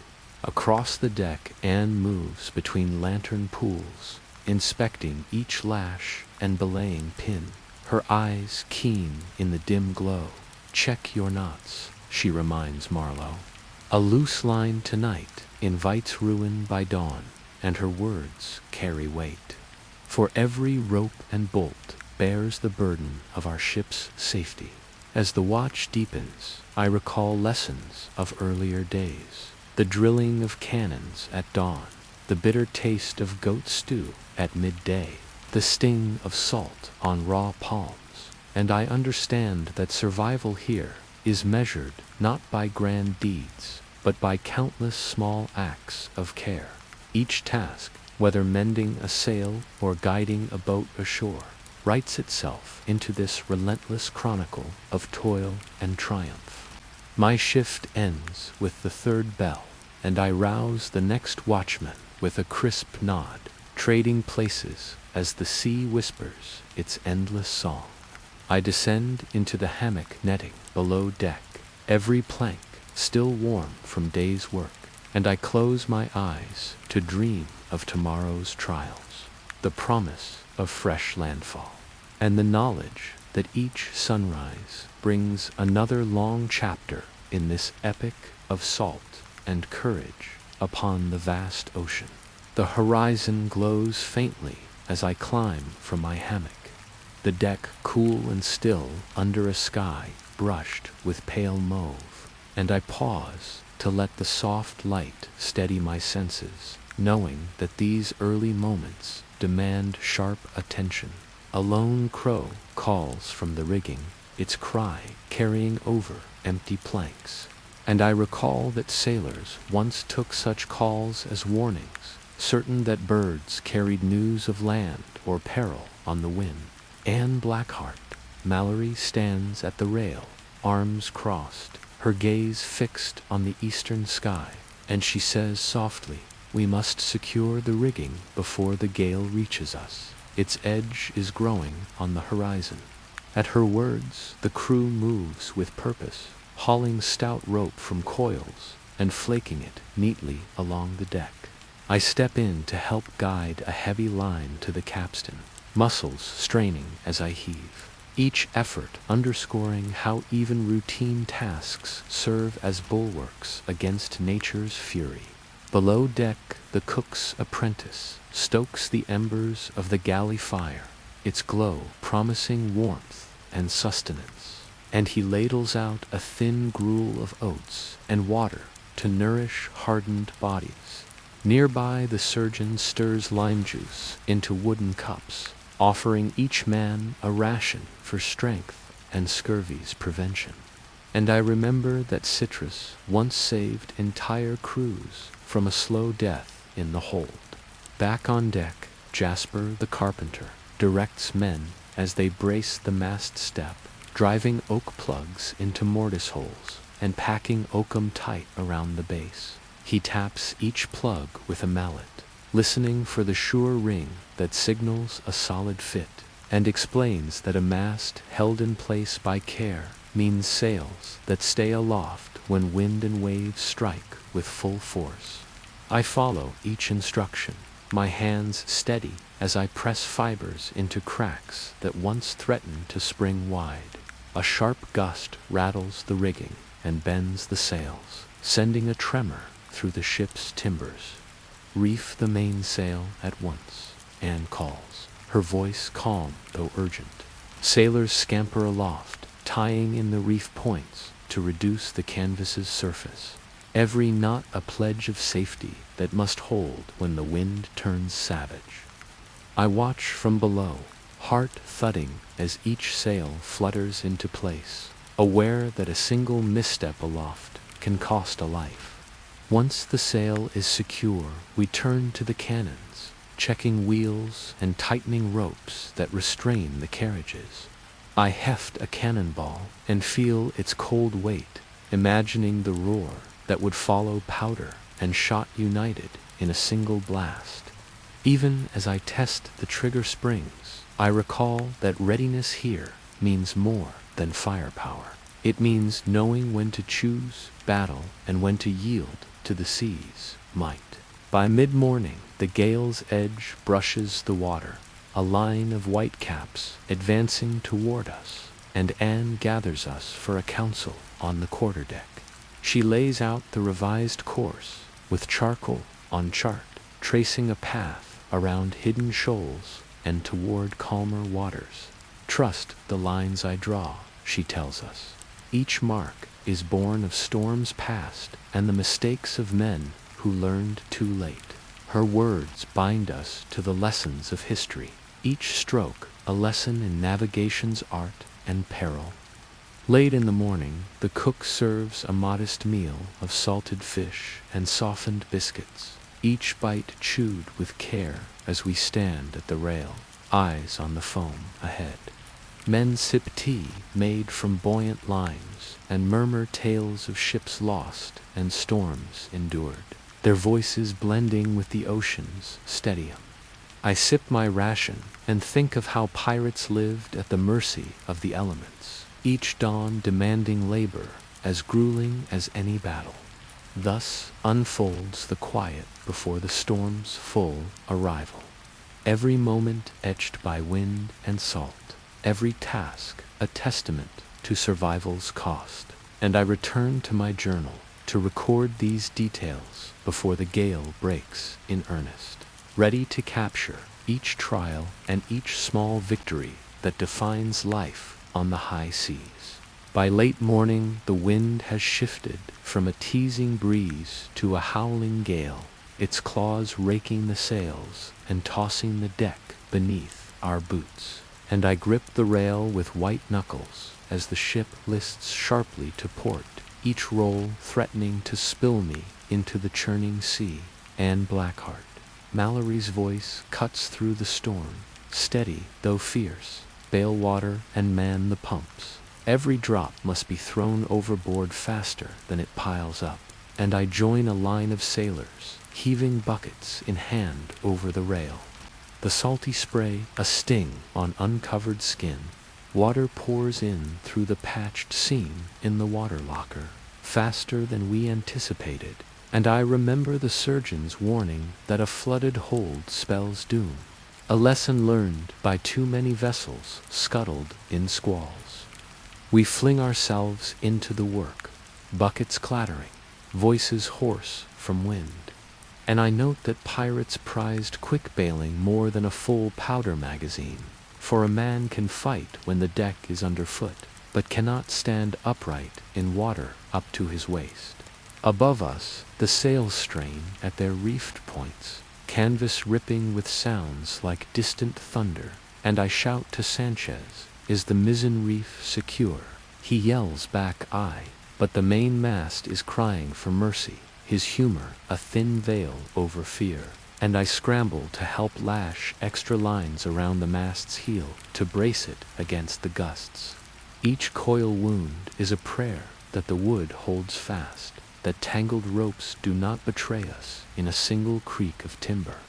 Lightning flashes across a leaden sky, illuminating the foaming waves that tower around us like liquid mountains. And I recall that sailors once believed such storms were the anger of gods offended by human hubris at sea. A deafening crack follows, and the main yard snaps free, swinging perilously overhead before crashing back to the deck with a roar that sends splinters flying. I dive for cover, heart pounding as Anne commands, "Get below and secure the hatch before she comes crashing through," and I scramble down into the hold, where darkness greets me like a predator.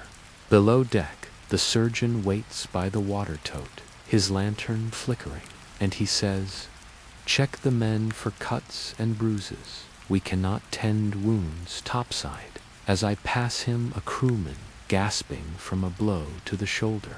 He tears a strip of sailcloth to bind the wound, explaining that tourniquets and tincture of myrrh can staunch bleeding until we reach a friendly port. Each task here underscores how pirate life demands mastery of trades, from carpentry to medicine, lest one's own mistakes become fatal. Above, the tempest rages, and I pause at the ladder to gather my courage before climbing again into the fray, every thought a mantra of resolve. The pumps roar to life, hand-cranked by exhausted arms, and slowly the tide of water ebbs beneath our relentless efforts. Sweat stings my eyes as I pour another bucket, and I feel a surge of grim pride at our collective will to survive. By early afternoon, the wind finally spends its fury, the waves subsiding to a chaotic lull, and we emerge into a battered world, tattered sails fluttering like wounded birds, scattered timbers and ropes strewn across the deck, and a broken yard half lashed to the rail. Anne surveys the damage with a calm eye. "We live to fight another day," she says. "Now we must mend what the storm has torn." And her words ring with the hard truth that no victory is sweeter than the one that buys another sunrise. We set to work clearing debris, heaving broken planks overboard, and hoisting fresh spars from the hold, each motion guided by sweat and necessity. By dusk, the mizzen is repaired enough to bear a light breeze, the deck cleared of wreckage, and we gather at the rail to exchange battered grins. I lace my fingers around a mug of cold water, the simplest of comforts after hours of chaos, and I think of how every pirate's tale of glory must start with a storm, survived through toil and tenacity. Thus closes this section of the third day, where wind and water tested every lesson learned, where sword and sail yielded to sweat and salt, and where each man and woman proved that the roughest life brings its own hard-earned triumphs on the boundless stage of the sea.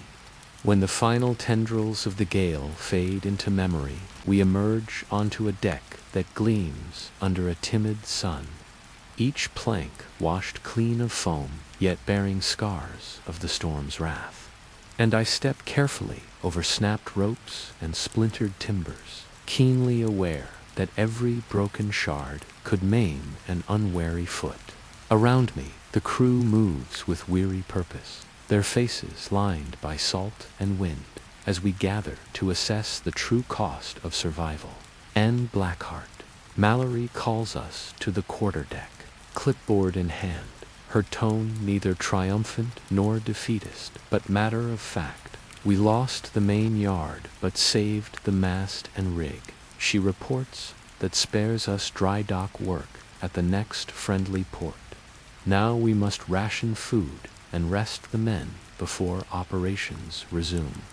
Her words cut through the haze of exhaustion, for even victory over nature demands strict economy of resources and energy.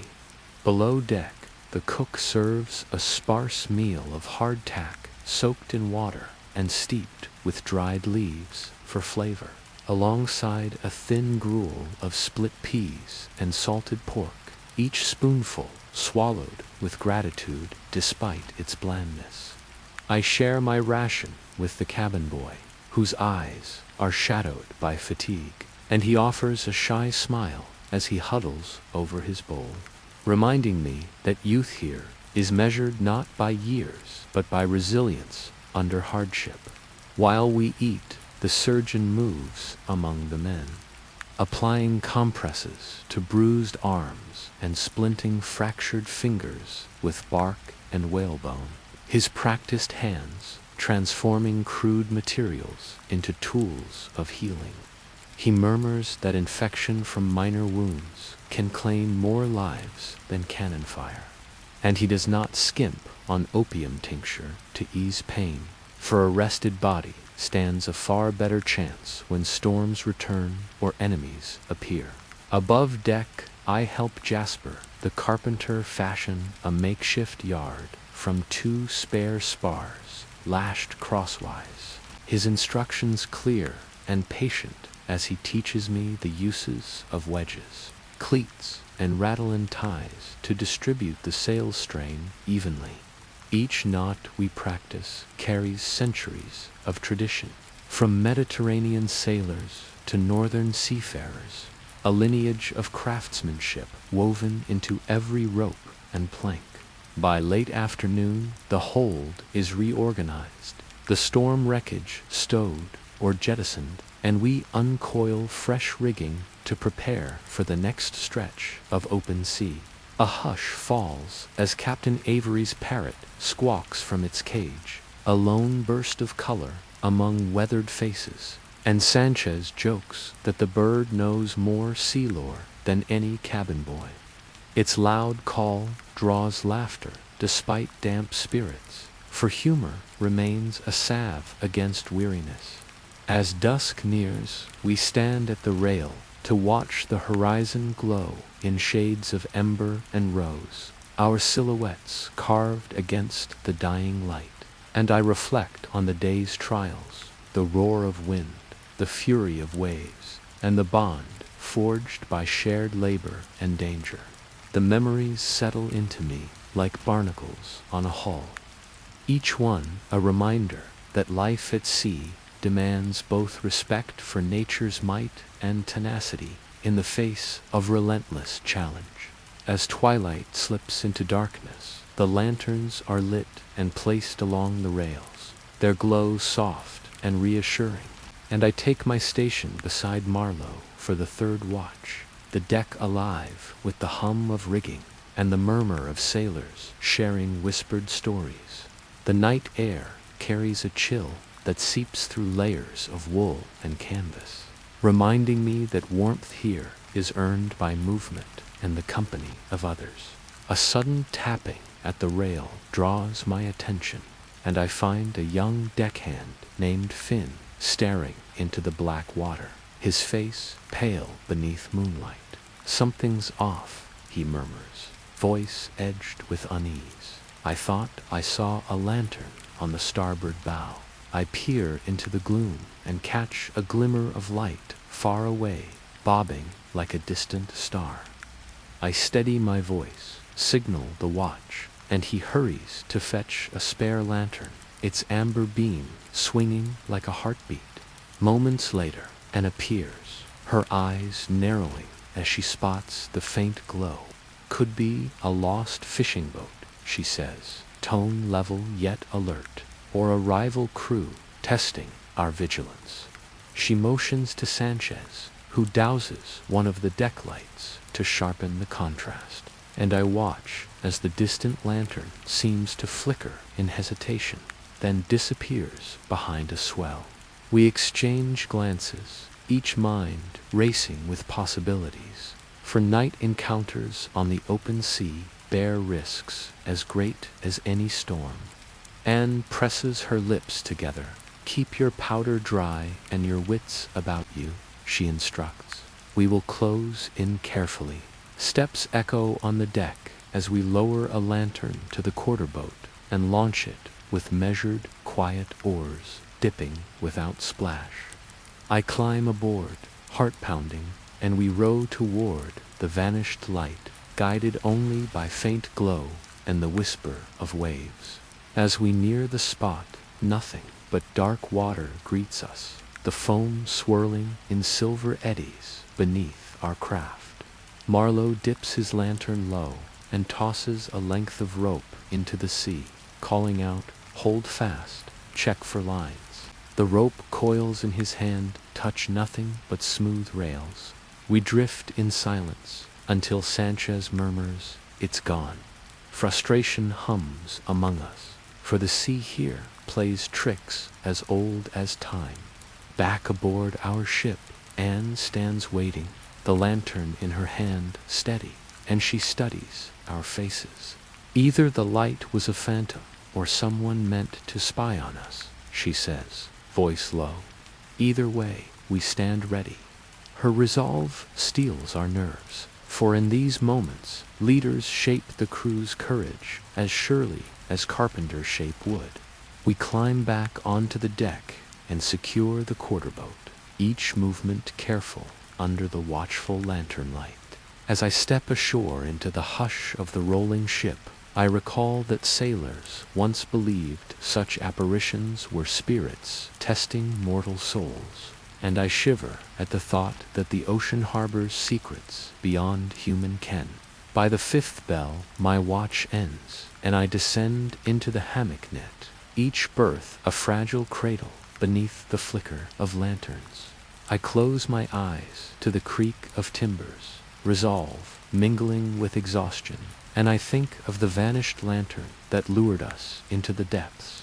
Our vigilance has been tested once more, yet we endure, bound by shared peril and the unspoken understanding that on these dark waters, every day and every night demands both skill and courage. The sky pale with dawn's first glow, I climb onto the deck, the wood damp with dew, and the air tasting of salt and promise. And I pause to survey the horizon, noting how the sea meets sky in a gentle haze that belies the trials of the past days. A soft creak from the rigging draws my attention as Sanchez hauls aloft spare sails to replace the torn foresail, its canvas patched but still bearing scars of the gale. "Good morning," he calls with a grin, though his eyes betray fatigue. "This sail will carry us farther than any cloth sewn in a tavern yard." His words remind me that sailmakers once worked in cramped lofts above coastal workshops, spinning flax into thread and weaving heavy canvas by hand. A craft that determined whether a ship raced its rivals or limped behind. I fetch a length of waxed thread and join him in weaving fresh stitches, each pass of the needle a small victory over wind and time. Below deck, the cook's apprentice rattles pots in the galley, offering a choice of water, spiced with cinnamon or a thin gruel of barley and milk. I choose the gruel and find a spot beside Ramirez, who still bears the surgeon's bandages at his side. He offers me a morsel of dried apple, its sweetness a luxury after days of salt and brine, and he says softly, "Never took fruit for granted until I nearly lost my teeth to scurvy." His humility underscores how every ration of fresh fare once meant life rather than labor. On the quarterdeck, Anne Blackheart Mallory gathers the officers for a morning briefing, the charts spread across a barrel. She traces our course with a gentle finger, noting the currents that slowed us yesterday and the shifting winds that now promise a fair breeze. "We aim to meet the merchant caravel by midday," she announces. "Her cargo of rum and sugar will replenish our stores, but we must hail her from a distance to avoid raising her alarm." Her tone blends caution with ambition, a balance that pirates mastered to thrive on both trade and plunder. I linger nearby as the officers plot the approach, overhearing that merchant captains once preferred to believe any vessel they met flew friendly colors, a deception pirates exploited with false flags. I recall that regulations forbade flying a nation's banner under false pretenses once within sight of land, yet the open ocean offered no customs officers to enforce such laws. Anne smiles at my recollection. "We will sail under the red ensign first, then swap to the black when we close," she explains. "It is tradition, and tradition holds men's nerves in place." By mid-morning, the lookout cries out, "Caravel," on the starboard bow, and the crew tumbles into position, hands sliding along the rail in practiced unison. I peer through my spyglass and spot a slender hull riding the swell, her white sails full of promise and rum barrels. A thrill ripples through us as we shift our own sails to match her course, every adjustment a nuance in the dance of pursuit. Lower a jolly boat and orders, and keep the lantern low when we near. We slip alongside the merchant vessel in near silence, hulls nearly touching as we hail her crew with calls of friendship and barter. The captain appears on deck, his coat trimmed in brass buttons, and we offer to trade a barrel of fresh water for a barrel of rum, a simple exchange that carries the weight of necessity. He nods and signals his quartermaster, who passes down the cask with a length of line. As the barrel swings over, I ask the merchant captain about life aboard his caravel, and he replies with dry humor, "I trade for a living and pray for no storms, but every port tells a story in coin." His words carry the sigh of centuries of mariners who risked waves and wrecks for profit. I note that in this era, sugar-fueled economies and rebellion both in the fields of Santo Domingo and the teapots of London, a commodity worth both blood and bounty. With the trade complete, we row the barrel back to our ship, each stroke an echo of morning rituals at sea. And I reflect on how such simple acts sustain an entire way of life. The merchant captain watches us depart, lantern fading against the horizon, and I imagine his ledger filled with names of ports and prices, a map of human desire drawn in ink and rum. With the barrel of rum secured below deck, we gather on the quarterdeck for a brief respite, the amber liquid glinting in our mugs as we raise a toast to fortune and survival. And I savor the spicy warmth that floods my chest, a rare luxury after weeks of hardtack and salted pork. Around me, crewmen laugh as they sip, their voices bright against the steady roll of the sea. And I learn that pirates prized rum so highly they once used it as currency in far-flung ports. Anne Blackheart Mallory watches with a wry smile. "Drink sparingly," she warns, "for a drunken pirate is as good as no pirate at all." when the Navy comes roaring. Her words carry weight, for discipline at sea carried lives and treasure in equal measure. I nod, savoring one last swallow before stowing my cup, mindful that every drop is meant to fuel vigilance, rather than dull the senses. Below deck, the barrel's bung is removed and drained into smaller casks, each sealed carefully to prevent spoiled liquor, and the surgeon adds a dash of water and sugar to fashion a tonic he says will soothe aching muscles. I help him measure proportions, noting how a simple medicine chest at sea combined rum, vinegar, and herbs to treat everything from fever to infection. A practice passed down by naval surgeons who roamed the Caribbean before pirates made it home. By midday, the sails are trimmed to catch a gentle breeze, and we settle into the rhythm of the open sea, the horizon unbroken save for a distant gull riding the thermals. I join Sanchez at the wheel for an hour of instruction, his hands guiding mine as he explains the subtle art of balancing wind and rudder, and I discover that steering by feel takes years to master, each shift of the wheel a conversation between ship and sailor. Suddenly Marlowe calls from the bow, something drifts astern, and we peer over the rail to spot a length of frayed wreckage bobbing in the waves. Perhaps the remains of a merchantman swallowed by a previous storm. Anne narrows her eyes. "Keep clear of that," she says. "Wreckage can snag our rudder chain and leave us helpless." I recall that pirates once scoured such flotsam for salvage, yet at sea every floating plank can become an unseen trap. As evening approaches, we haul in the lead line to take fresh soundings, the brass weight splashing into the depths as Marlowe counts out each fathom, and I record the measurements in the log, noting how even a slight change in depth reveals hidden banks that shift with every tide. The ocean remains ever in motion beneath us, a living map that must be read and respected. The sun leans west as we gather on deck for our routine musket drill, each man lining up at measured intervals beside the bulwarks, the restless sea our unsteady floor. Anne Blackheart. Mallory stands at the center with a powder horn slung over her shoulder, her gaze sweeping the crew as she issues commands.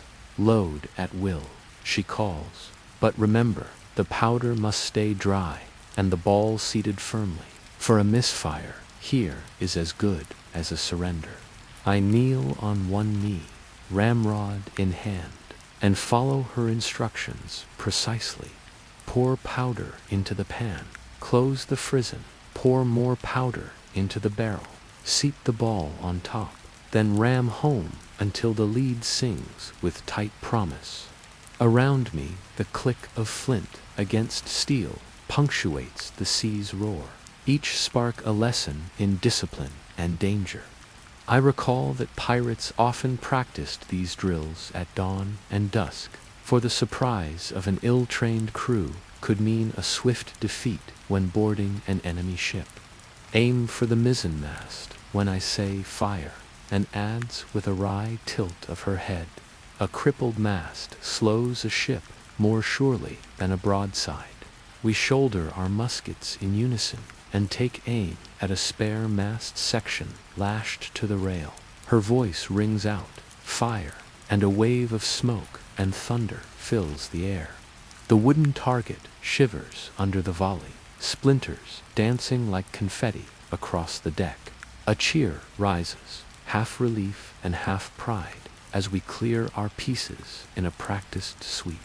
As the echoes fade, Anne lowers her musket and surveys the deck with quiet approval. "A well-drilled crew wins half its battles before they begin," she says, her tone gentle yet firm. I wipe powder from my palms, the grains gleaming like tiny pearls, and I think of how every battle here begins with such simple preparations. The laughter and banter fade as the lookout's cry drifts down from the crow's nest. Sail off the larboard bow. We scramble to the rail, spyglass in hand, to see a dark shape riding the horizon, her sails full and steady. Anne peers through her own glass, lips pressed in concentration. A swift cutter by her lines, she announces, likely a privateer, or worse, a man-of-war hunting pirates. A hush falls over the crew as the threat becomes real. Sanchez grabs a length of rope and gestures. We can tack to the northwest and gain the windward side, but we risk losing our water casks in the surf. Anne weighs the choice in her eyes, the smile in her tone gone. We cannot leave the crew thirsty, she decides. Rig the canvas for speed and call up the surgeon to ready the waterskins below. I help hoist fresh canvas onto the boom, the sail filling with the stiffening breeze, and I note how a cut sail mended hastily can split again under this very strain. Each line we pull and knot we tie echoes our hard-won skills in harnessing wind and wave. Below deck I find the surgeon sealing leather skins with oakum and resin, his hands steady despite the tension in his jaw. He hands me a filled skin. Pass these to the deck, he says quietly. We may need every drop to keep men from flagging if the chase grows long. I nod and carry the weight up the ladder, every step a reminder that sea battles often hinge on the simplest supplies. By late afternoon, the privateer cutter has drawn nearer, her sails a dark shadow on the bright sea, and an orders the ship turned to meet her.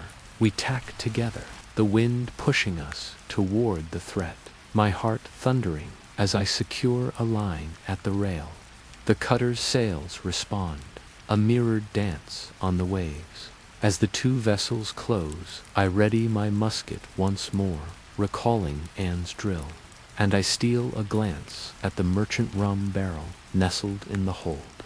It will sustain us in calm waters and bolster courage in battle, a liquid treasure that tastes of both danger and delight. The privateer cutter closes the distance as our sails strain under the stiff breeze, her dark hull a forbidding silhouette against the pale water. And Anne Blackheart Mallory steps to the helm with the confidence of a seasoned tactician. She shouts clear orders, brace for impact, and prepare to board if we draw alongside, and I steady my heart at her words, aware that each command here can mean the difference between victory and disaster. A flash of sunlight sparks on her brass fittings as she turns to match our course, guns at the ready, and I recall that a cutter's speed derives from its single mast and narrow beam, design that makes her deadly swift but less stable in rough seas. Around me the crew clamps down on rigging and levels muskets, each motion a blend of muscle memory and resolve. I test the lock on my pistol, primed for the moment when cannon fire rips through the air. The first shot booms across the water, powder smoke curling like a banner in the wind, and I dive for cover as splinters rain from the bulwark. A second shot thunders, its recoil jolting the cutter's deck, and I scramble up to return fire, aiming for her rigging to slow her chase. The air fills with the crack of musket fire and the roar of cannon, each blast a shock that resonates in my bones. Above the tumult, Anne's voice rises above the din. Board her if she lingers within the lee side. The wind favors our maneuver, and we haul a rope ladder over the rail. I grip the rough hemp and swing aboard, boots thudding on the cutter's deck. The narrow planks tilt beneath me as I draw my cutlass, its blade glinting with fresh polish. Marines line the rail, muskets trained, but our surprise gives us the edge. I step between two men as they fire, their shots flashing harmlessly past, and I slash at a support beam to topple a handful of powder kegs, the explosion sending men sprawling. A sudden cry of pain reminds me how close victory and death stand upon these decks. "Secure the helm," Anne calls, vaulting over the wheel and pinning the helmsman with a thrust of her blade that leaves him alive, but unable to steer. Sanchez follows to take control, guiding the cutter's course to match our original ship's windward line. The clash of steel and cry of orders echo as each swing of sword and snap of pistol marks the grim ballet of close-quarters combat. In moments, the cutter falls silent under our control, her sails torn and her crew bound. I find Marlowe tending to a wounded marine, using strips of sailcloth and vinegar as a makeshift antiseptic, his hands gentle amid the chaos. The surgeon arrives to check pulses and bind wounds, reminding us that mercy still has a place among pirates. We gather the prisoners on deck and search for a chest rumored to contain dispatches, finding instead a small trove of silver coins and letters sealed with noble crests. I tuck the letters into my coat, thinking of the intrigue they hold, messages bound for governors who wage war at sea. Each envelope becomes a precious fragment of power that pirates seldom surrender unread. As the sun sets, we jury-rig a jury mast and secure the cutter's hull with spare planks, ensuring she rides steady in the following gale. The looted coin glitters like captured stars in our chests, yet I feel the weight of loss in every broken spar and fallen comrade. We collect our own wounded and share a modest ration of water and salted meat, the brief feast quieted by the day's toll. By the first bell of night, we sail on to hulls side by side, our prize limp under care and our own vessel battered but afloat. I stand at the rail, watching the cutter's lanterns reflect in dark water, and I recall that pirates once believed each captured ship carried the souls of her builder and crew, mingled now in the planks and sails that serve new masters.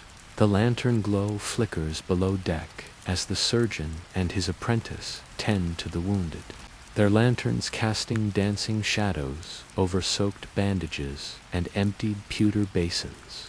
And I crouch beside a young sailor whose arm bears the red kiss of a musket ball. The surgeon murmurs, "This must come out, or gangrene will claim him faster than any battle." And he sets his lancet to the wound, his hand steady, though beads of sweat dot his brow. I hold the sailor's hand and offer calm words as metal slides through flesh, a grim reminder that medicine at sea demands both courage and compassion. Around me, splinters of wood and droplets of blood stain the planks, each mark a testament to the ferocity of our engagement. And I recall that naval surgeons once learned their art on the decks of warships, practicing on salted fish before they ever saw human tissue. The apprentice rinses his blade in a bucket of wine to cleanse its edge, explaining that alcohol serves both as disinfectant and as medicine when diluted for fevers and pains. Above in the hold, the captured cutter's crew sleeps under guard, their breaths shallow in the hush of the night, and I wander among their hammocks to collect weapons and papers for Anne's inspection at dawn. I slip a brittle chart into my coat, its inked lines marking currents and hidden bays that guided the privateer's captain through dangerous waters. Each scrap of intelligence weighs on me like a promise of future voyages or darker fates. Emerging on deck, I find Marlowe and Sanchez leaning on the rail, staring at phosphorescent waves stirred by our passage, their faces lit by the silent shimmer. "The sea still sings to us," Marlowe says softly, "even after cannon, smoke, and blood." Sanchez nods. It reminds us that life goes on, no matter how fierce the storm. And together we stand in serene awe, the night wrapping us in its cool embrace. I unwrap my journal and ink a few lines by lantern light, noting the surgeon's work, the cutter's capture, and the unexpected grace found in shared danger. Each word feels heavy with the truth that pirate life at its heart is both brutal and tender, that survival hinges on the blade's edge and the surgeon's care alike. As the first lantern dims, I return below to rest among tomb-like bunks, the surgeon's soft footfalls fading into the hush. I close my eyes to the gentle sway of the ship and the promise of a new dawn, knowing that tomorrow will bring fresh challenges, rationing our gains, charting a course for a friendly port, and tending to the living and the dead. Each day stretches long and unforgiving, yet within its trials lie moments of discovery and unexpected kindness that light our way upon the boundless sea. The first light of dawn filters through the portholes as I emerge onto the deck, the spray of last night's battle still settling on my hair, and I pause to steady my breath against the hush of the morning. The cutter rests beside us, her broken spars lashed fast, and crewmen form a wary circle around the prisoners, their muskets leveled in silent warning. And Blackheart, Mallory, stands at the fore ledger in hand, her gaze sweeping the faces hardened by conflict and fatigue. "All hands," she calls, voice ringing clear. "Assemble on the quarterdeck for division of spoils and instructions for our next course." A chain forms from rail to rail, and we step into place as chests of silver and crates of fine china are brought up from the hold. I note that porcelain once cost more than gold in European courts, prized for its translucence and purity, a symbol of triumph over distance and danger, and outlines the articles of our code, each share accounted by rank and task, a fair exchange for blood and sweat. Sailors earn 1 share, carpenters 2, navigators 3, captains 4. I step forward when my name is called and present my tally, the silver clinking like small storms in my palms. I recall how pirate republics governed themselves with such rules, a stark contrast to the tyranny they raided. While the crew counts their coins, a hush falls as Marlowe produces a rolled parchment found in the cutter's cabin. It bears the seal of the Spanish viceroy, orders for reinforcement of coastal forts. I unfurl it and read aloud its contents, the words revealing plans to hunt pirates with new vigor. A murmur rises among us at the weight of those who govern from far inland, unseen yet ever present in our struggles. Anne folds the parchment and tucks it into her coat. "We must change course for the Grenadines," she declares. "We will use these waters to evade pursuit." She traces a swift line on the chart, her finger steady. A fresh breeze fills the sails as we turn the helm. Our 2 ships set forth under a sky painted with pastel streaks. I stand at the rail, the silver coins warming in my pocket, and I reflect on the paradox of this life. Wealth gained through violence, order imposed by outlaws, survival found in both mercy and steel. Each sunrise here brings fresh trials. Each sunset holds both rest and reckoning, and I steel myself for the long voyage ahead on the rough and endless ocean. The sun climbs toward its zenith as our 2 vessels slip through gentle swells, the wake forming twin ribbons of white foam that trail behind us like spectral banners. And I make my way to the galley hatch, where the cook's apprentice offers bowls of salted cod and peas, boiled in water, thickened by the slow stirring of a wooden spoon. I gratefully accept a portion and sit on a coil of rope beside Marlowe, who has a small strip of jerky tied to his belt, ready for the moments when bite and chew are all that stand between endurance and collapse. Fresh meat would taste of heaven right now, Marlowe says, between bites, his voice low against the rhythmic creak of timbers. I nod, recalling that pirates once supplemented their diet by landing at isolated coves to hunt goats and pigs, a risky venture that offered both sustenance and the threat of encounter with rival crews or hostile islanders. Each mouthful of cod reminds me that we survive on what the sea and shore yield, that every meal here carries the weight of planning and peril. After eating, we gather on the quarterdeck for a briefing from Anne Blackheart Mallory, her hand tracing our new heading across the chart with a charred tip of quill. "We will steer southwest for the Grenadines," she announces.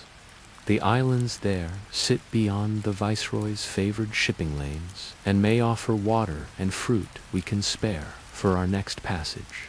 She points to a cluster of tiny dots on the map, their names faded by salt and sun. Between those points lies a labyrinth of reefs and shoals that shift with each current. We will sound constantly and mark every fathom on our log. I step forward to hold the lead line, its brass weight gleaming in the sunlight, and as I dangle it over the rail, I remember that mariners long before our era used similar methods to chart courses and avoid disaster. Each foot of rope that passes through my fingers carries the whisper of centuries of sailors whose lives depended on these simple tools. Today I will record every reading with care, for to err here is to invite calamity.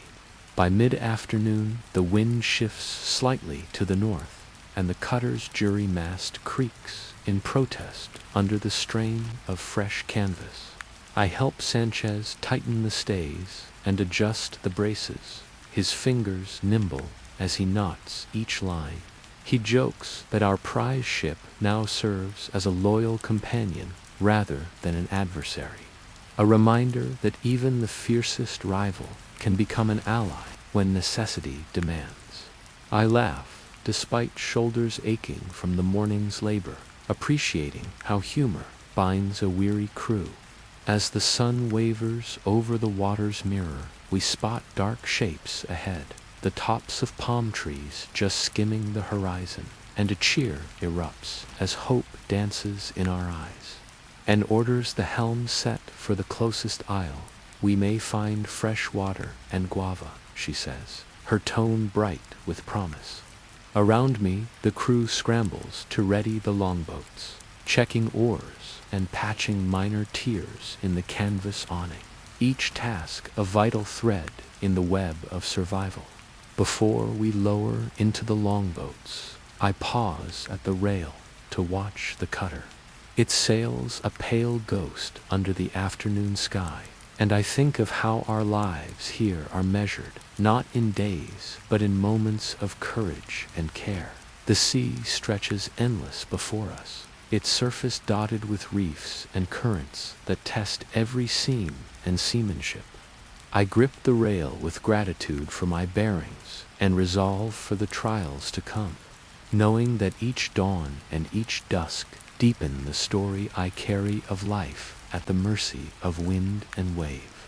We slip into the longboats at mid-afternoon, each oar dipping in unison into the turquoise shallows, and I strain to spot hidden coral heads beneath the water's surface.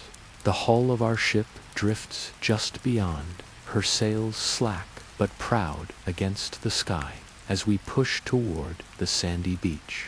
My boots sink into warm grains as I step ashore, and I inhale the scent of salt and flowering shrubs mingling with the tang of mango blossoms. Anne Blackheart Mallory stands at the water's edge, hand shading her eyes as she scans the dense green beyond. "Stay close and watch for crabs," she warns. The undergrowth here hides more than fruit. Her calm tone belies the danger of stepping unwittingly into a nest of land crabs, or worse, venomous snakes. I follow her lead as we drop our water skins and tools on a flat rock, each item heavy yet precious for the day's work. We fan out into the grove of coconut palms and mango trees, Sanchez carrying a machete with a practiced grip. He swings through tangled vines to reveal a fallen branch heavy with ripe fruit. He hands me a mango, its skin dappled with sunlight, and I slice it with my knife to offer pieces to the surgeon and the cabin boy. They taste it with wide eyes, the sweet juice a riot of flavor compared to salted rations. I recall that tropical fruit once was worth its weight in silver in northern ports, a rare luxury coveted by sailors who trusted neither merchants nor maps. Further inland, Jasper inspects a cluster of verdant trees beside a small spring trickling over stones. He kneels to scoop water into a carved calabash and takes a long drink. "This runs clear and cold," he says. Wiping his mouth, "We will fill every skin before we leave." The surgeon measures the flow and nods, noting that such springs reduce the risk of dysentery far more than boiled cask water. We fill barrels and skins swiftly, the hard labor tempered by relief at fresh, cool liquid. As we gather fruit, Marlowe freezes mid-step, pointing to a shapeless mound of leaves. A sudden hissing warns us of a serpent coiled among ferns. Anne steps forward with her cutlass drawn, carefully lifting a branch to reveal a slender snake with bands of green and gold. She smiles and holds its head at arm's length before releasing it into the underbrush. "Nothing here but a tree snake," she says. "Still best to keep sharp eyes." Her lesson reminds me that every island bore its own hazards, from hidden reefs to creatures that struck unseen. Back on the beach, we cook fish caught in a shallow lagoon, skewering them on sharpened sticks and roasting them over coals. The crackle of flames and the scent of smoky flesh lift our spirits as we share the feast. Moons of coconut meat eaten like bread. A sailor jokes that we have traded one table for another, and laughter ripples across the group, a fragile joy born of shared hardship. Before sunset, Anne calls us together to inspect the stolen cutter's hold for any useful salvage. We pry open crates and uncover lengths of spare rigging, tins of rum salted with sugar, and medicines wrapped in oiled cloth.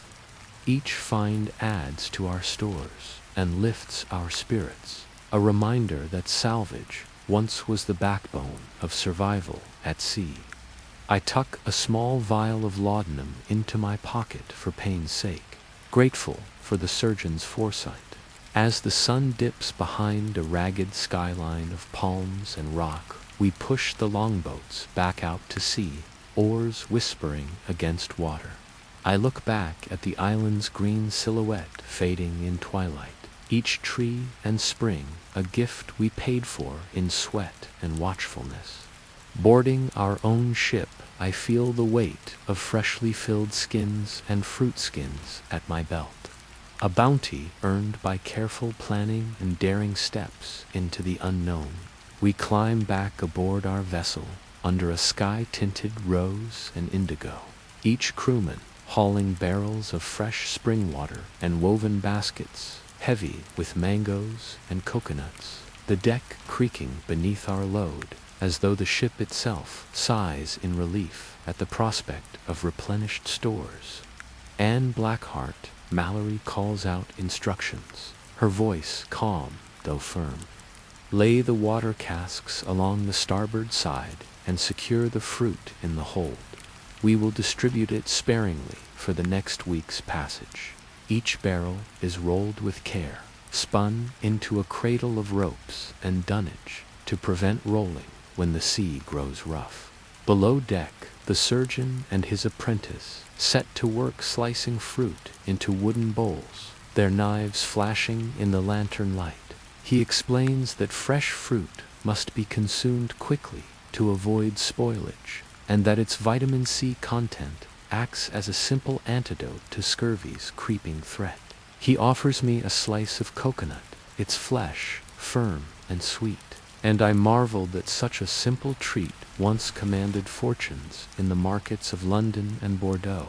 Above, Jasper, the carpenter, examines the cutter's recovered timbers alongside our own spares, planning reinforcements to the mizzen mast. He sketches centered tenons and mortise joints in the dust upon a plank, pointing out how a deeper pocket yields greater strength when soaked by sea spray.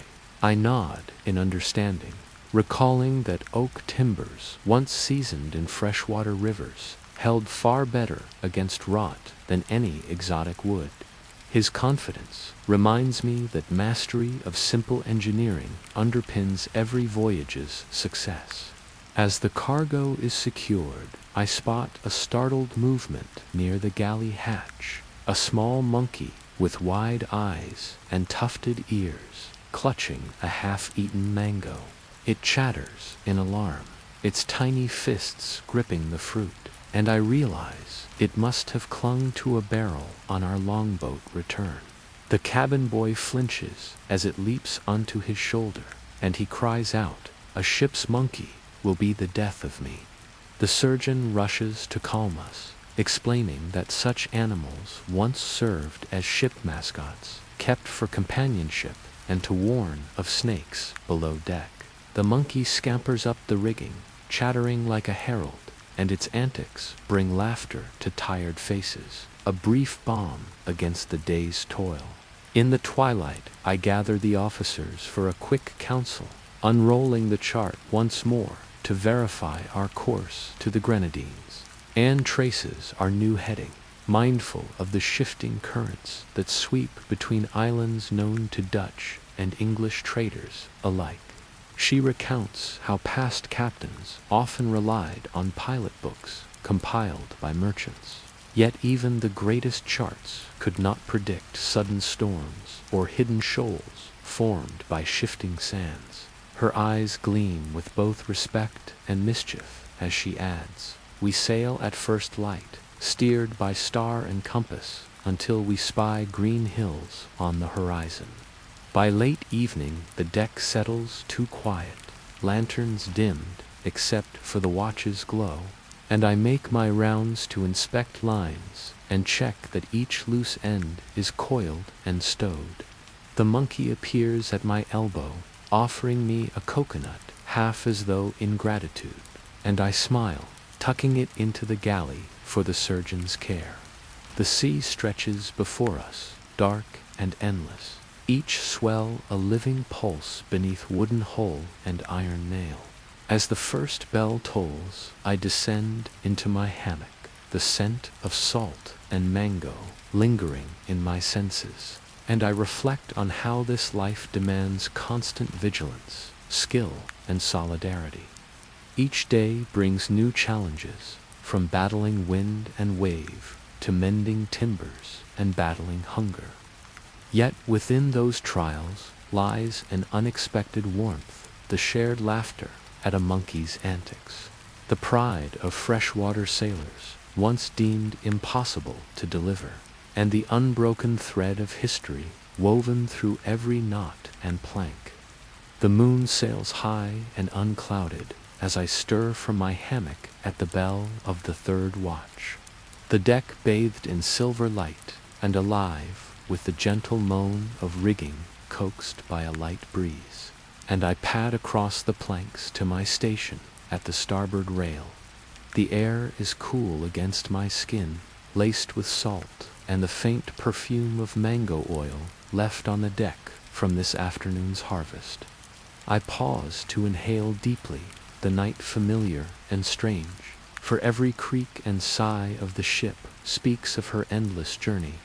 And Blackheart, Mallory, appears beside me, her silhouette framed by lantern glow. and she greets me in a low tone. Keep watch for shifting currents and any drifting wreckage that might snag us. Her command reminds me that the smallest flotsam can strand a vessel against unseen reef, that unseen threats lurk where eyes do not roam. I nod and raise my spyglass to examine the horizon, each faint ripple a clue to the world beneath. Beside us, the surgeon emerges from below, bearing a small lantern and the cabin boy at his heels. The monkey perches on the boy's shoulder, chattering softly as though to share secrets of the night. The surgeon laughs quietly. "Never thought I would see a monkey steering a watch," he says, but he seems content to ride the breeze. The boy strokes the creature's fur gingerly, marveling at its dexterity as it scampers along the rail in search of hidden insects and brine flies. I recall that some captains prized monkeys for their ability to detect vermin and to keep rats from overtaking stores of grain and flour. A distant splash draws my gaze to a dark shape trailing behind the cutter, where a loosely lashed spar has broken free in the gale. Anne motions, and we lower a small boat with lantern held aloft, each stroke measured to guide us alongside the drifting timber. Sanchez leaps in and secures a line around the spar, the monkey chittering in excitement before we pull it safely aboard. The surgeon examines its smooth surface and declares it fit to reinforce the broken starboard rail. Another gift from the sea, made useful by quick thinking and teamwork. Above in the rigging, Marlowe listens to every sigh and groan of the timbers, his lantern illuminating the ropes. He tests for wear. He calls down that a length of shroud is fraying and must be replaced at dawn, a simple but vital task for the ship's safety. I note how each rope here carries the memory of hands long gone, how every knot and splice preserves centuries of seamanship.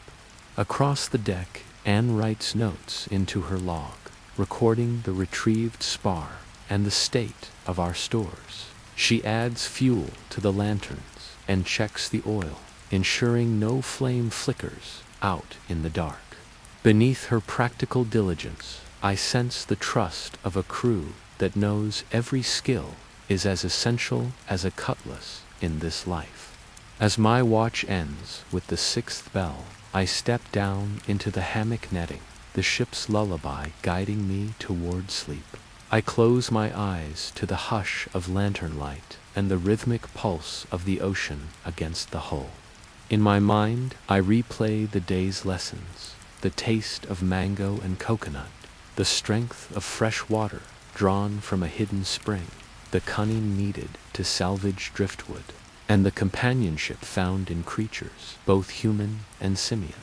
The horizon flares with the first blush of dawn as I climb from my hammock, the deck beneath my boots cool and damp with overnight spray, and I pause to steady myself against the ship's gentle roll. Above me, the mizzenmast stands like a silent sentinel, its rigging humming softly in the breeze. I inhale the tang of salt and cedar from the newly fitted spar, every breath a reminder that sleep here is measured in turns at watch rather than hours. Anne Blackheart, Mallory emerges from below with lantern in hand, her cloak wrapped tight, and greets me with a nod. We set sail for Sanctuary Sound at first light, she says in a low tone. She unfurls the chart on a barrel head and traces a path through narrow channels. These waters hide us from Navy patrols, but demand constant vigilance. Learn every marking and sound every depth. Her finger trembles slightly on the paper, betraying the weight of guiding lives through shifting shoals. As the sun peeks over the waves, we haul the flaked sail aloft, its white canvas snapping crisply when the wind catches it. The ship responds with a lurch that sends spray dancing across the rail. Below deck, the cook's apprentice stokes coals in the galley, coaxing warmth into a cauldron of barley, gruel, and dried fish. I collect a wooden bowl and find Jasper, the carpenter, his hands still blackened from tar, leaning against a barrel. He hands me a scoop of the thick porridge. Salt water can warm you, but does little for hunger, he quips. His dry humor underlines how even simple fare demands respect when each meal is earned through labor. On deck, Anne calls the crew to the capstan, where Sanchez demonstrates the lead line's use. He unfurls the marked rope and swings the brass weight ahead, letting it slip through his fingers until it reaches bottom, then hauls it in with careful speed. Each fathom tells a story of the sea's hidden depths, he explains.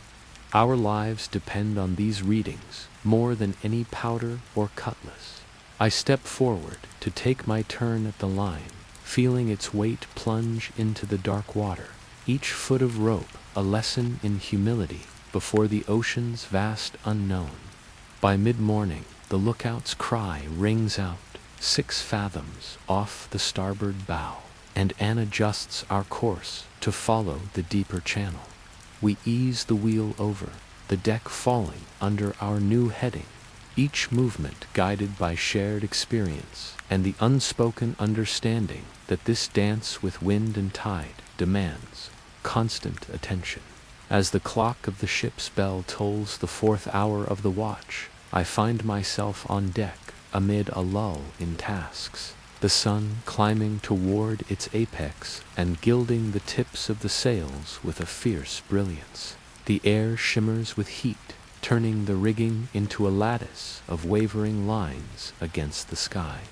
I pause beside the mainmast to observe Anne Blackhart Mallory issuing soft instructions to a pair of Deccan.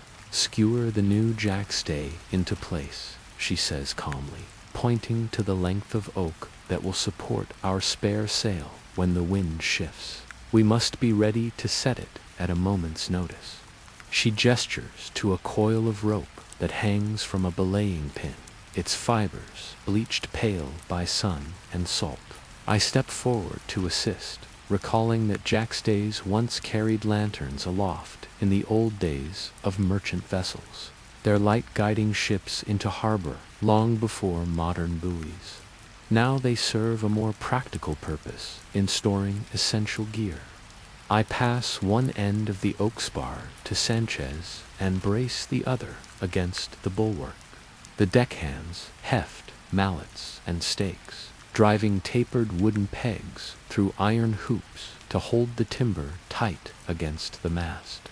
Each tap of mallet on wood sings with a tone of promise, a promise that our canvas will unfurl without snag when the wind demands speed.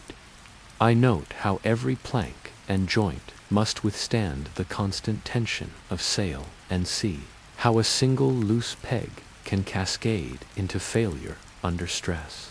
Nearby, Jasper, the carpenter, trims a length of liana for a new block, the tough vine coiling between his fingers like a living rope. He cuts it to size and threads it through a brass sheave salvaged from a wrecked merchantman. He hands me the finished block and says with a grin, "This will carry more weight than your average shroud, provided you oil it with some whale oil after this." His humor lightens the heat and the labor, reminding me that even the hardest work gains relief in the right company. I nod and moisten the sheave in a small dish of oil, then fit it onto the new jackstay. The block swings free and catches the light, its brass polished smooth by years of service, and inspects our handiwork, her sharp gaze missing nothing, and she remarks, "Well done. Now we can reforset the mizzen without climbing too high in rough weather." Her approval is as rare as fresh water in the hold, and valued even more. As we finish, I wander toward the rail, where the cook's apprentice has set out a basin of water for drinking. I dip a tin cup into the bowl, and lift it to my lips, the cool liquid a reprieve from the heat. He smiles and offers cinnamon water in place of plain cask supply, explaining that few spices travel well on long voyages, yet a pinch of cinnamon can mask the souring taste of stored water. I remember that cinnamon once fetched high prices in European markets, an exotic treasure from the East Indies valued by both kings and commoners. The sweetness of the spice mingles with the salt on my tongue, and I lean back to watch the cutter ride beside us, her broken sails patched but still holding the wind. A sudden flutter of wings draws my eye aloft to a lone tern, its wings beating the air in a quiet celebration of freedom. I recall sailors' superstitions that terns guided fortune seekers to shoals of fish or safe harbors, yet warned them from dangerous currents by their erratic flight. The bird circles for a moment and then vanishes toward open sky, leaving me to ponder how life here blends the natural world's subtle signals with each man's and woman's skill and courage. By the toll of the 8th bell, the sun stands high and fierce above us, its glare dancing across the water like scattered diamonds, and I make my way to the galley hatch for the midday meal. Below deck, the cook's apprentice ladles a thin stew of salted goat meat and parched maize into wooden bowls, its aroma sharp and promising. I settle onto a coil of rope beside Marlowe, who is carefully chewing each bite and nods approvingly.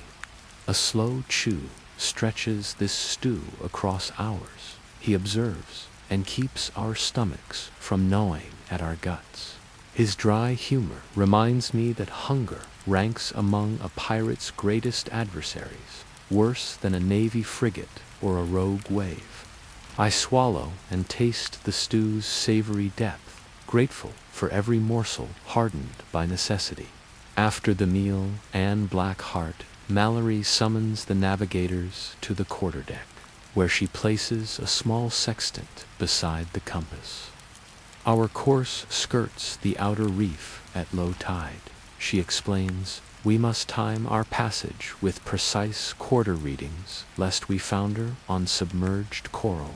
She holds the sextant aloft to catch a glint of sun and measures the sun's angle against the horizon, her practiced eye calculating latitude with ease that comes only from long hours at sea. I step forward to peer through the brass telescope, noting the dark shapes of coral heads jutting like buried teeth in the clear shallows. Anne points out a narrow channel just wide enough for our draft and instructs me to mark its bearings in the log. Even the best charts can shift with currents, she says. What was safe last month may become a grave today. Her words underscore how pirates respected nature's caprice, weaving caution into every maneuver. As the navigators confer, I join Jasper on deck to clear away the fish nets we hauled this morning. He untangles a silver-scaled snapper from the mesh and chuckles. A meal of these may seem fit for a king, but at sea they taste like salvation. He slices the fish open with a knife honed to a razor edge, the blade gliding through flesh as though cutting silk. I watch in fascination, learning that the fish's oil could also serve as lamp fuel in moments of emergency.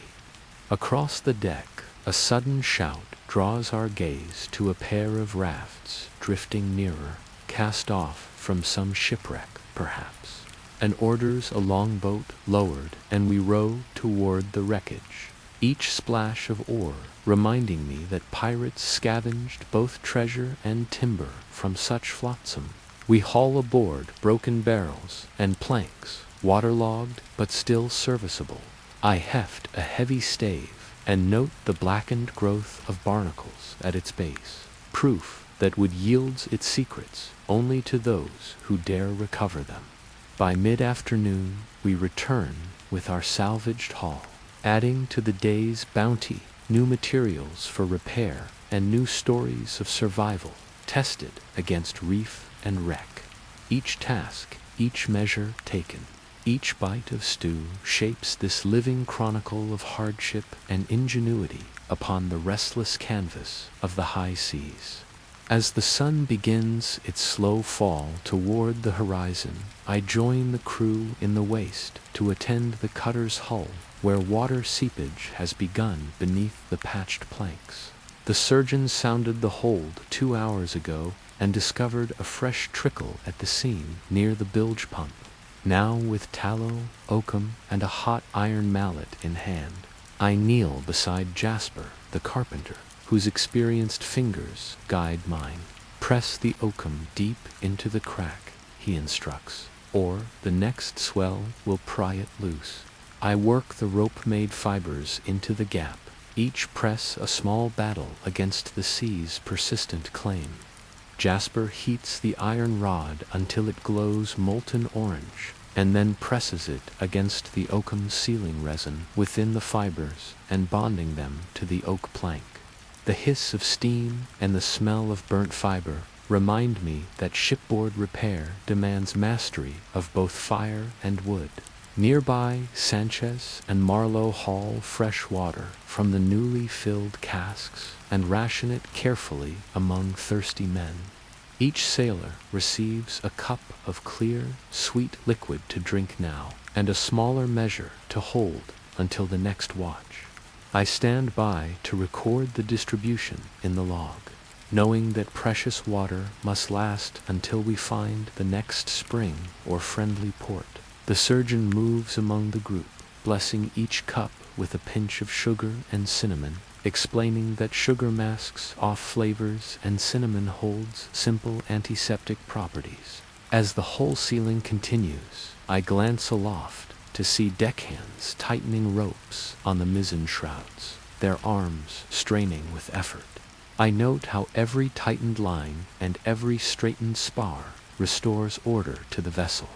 Each adjustment a testament to the crew's dedication to keep this floating world intact.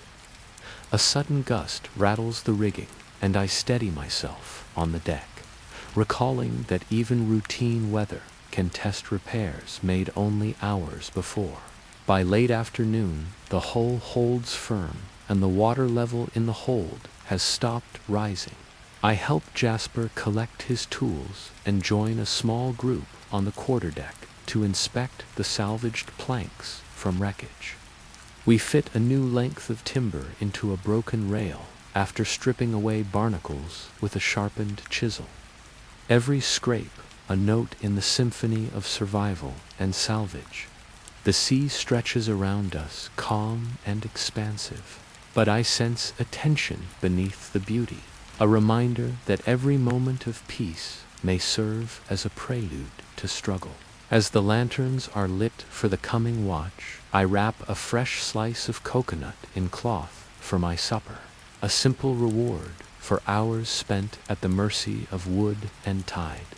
Each task performed this day deepens my understanding of pirate life, that hardship is constant, that victory is measured in repaired seams and rationed water, and that every scrap of wood reclaimed from the sea can turn the tide between safety and shipwreck.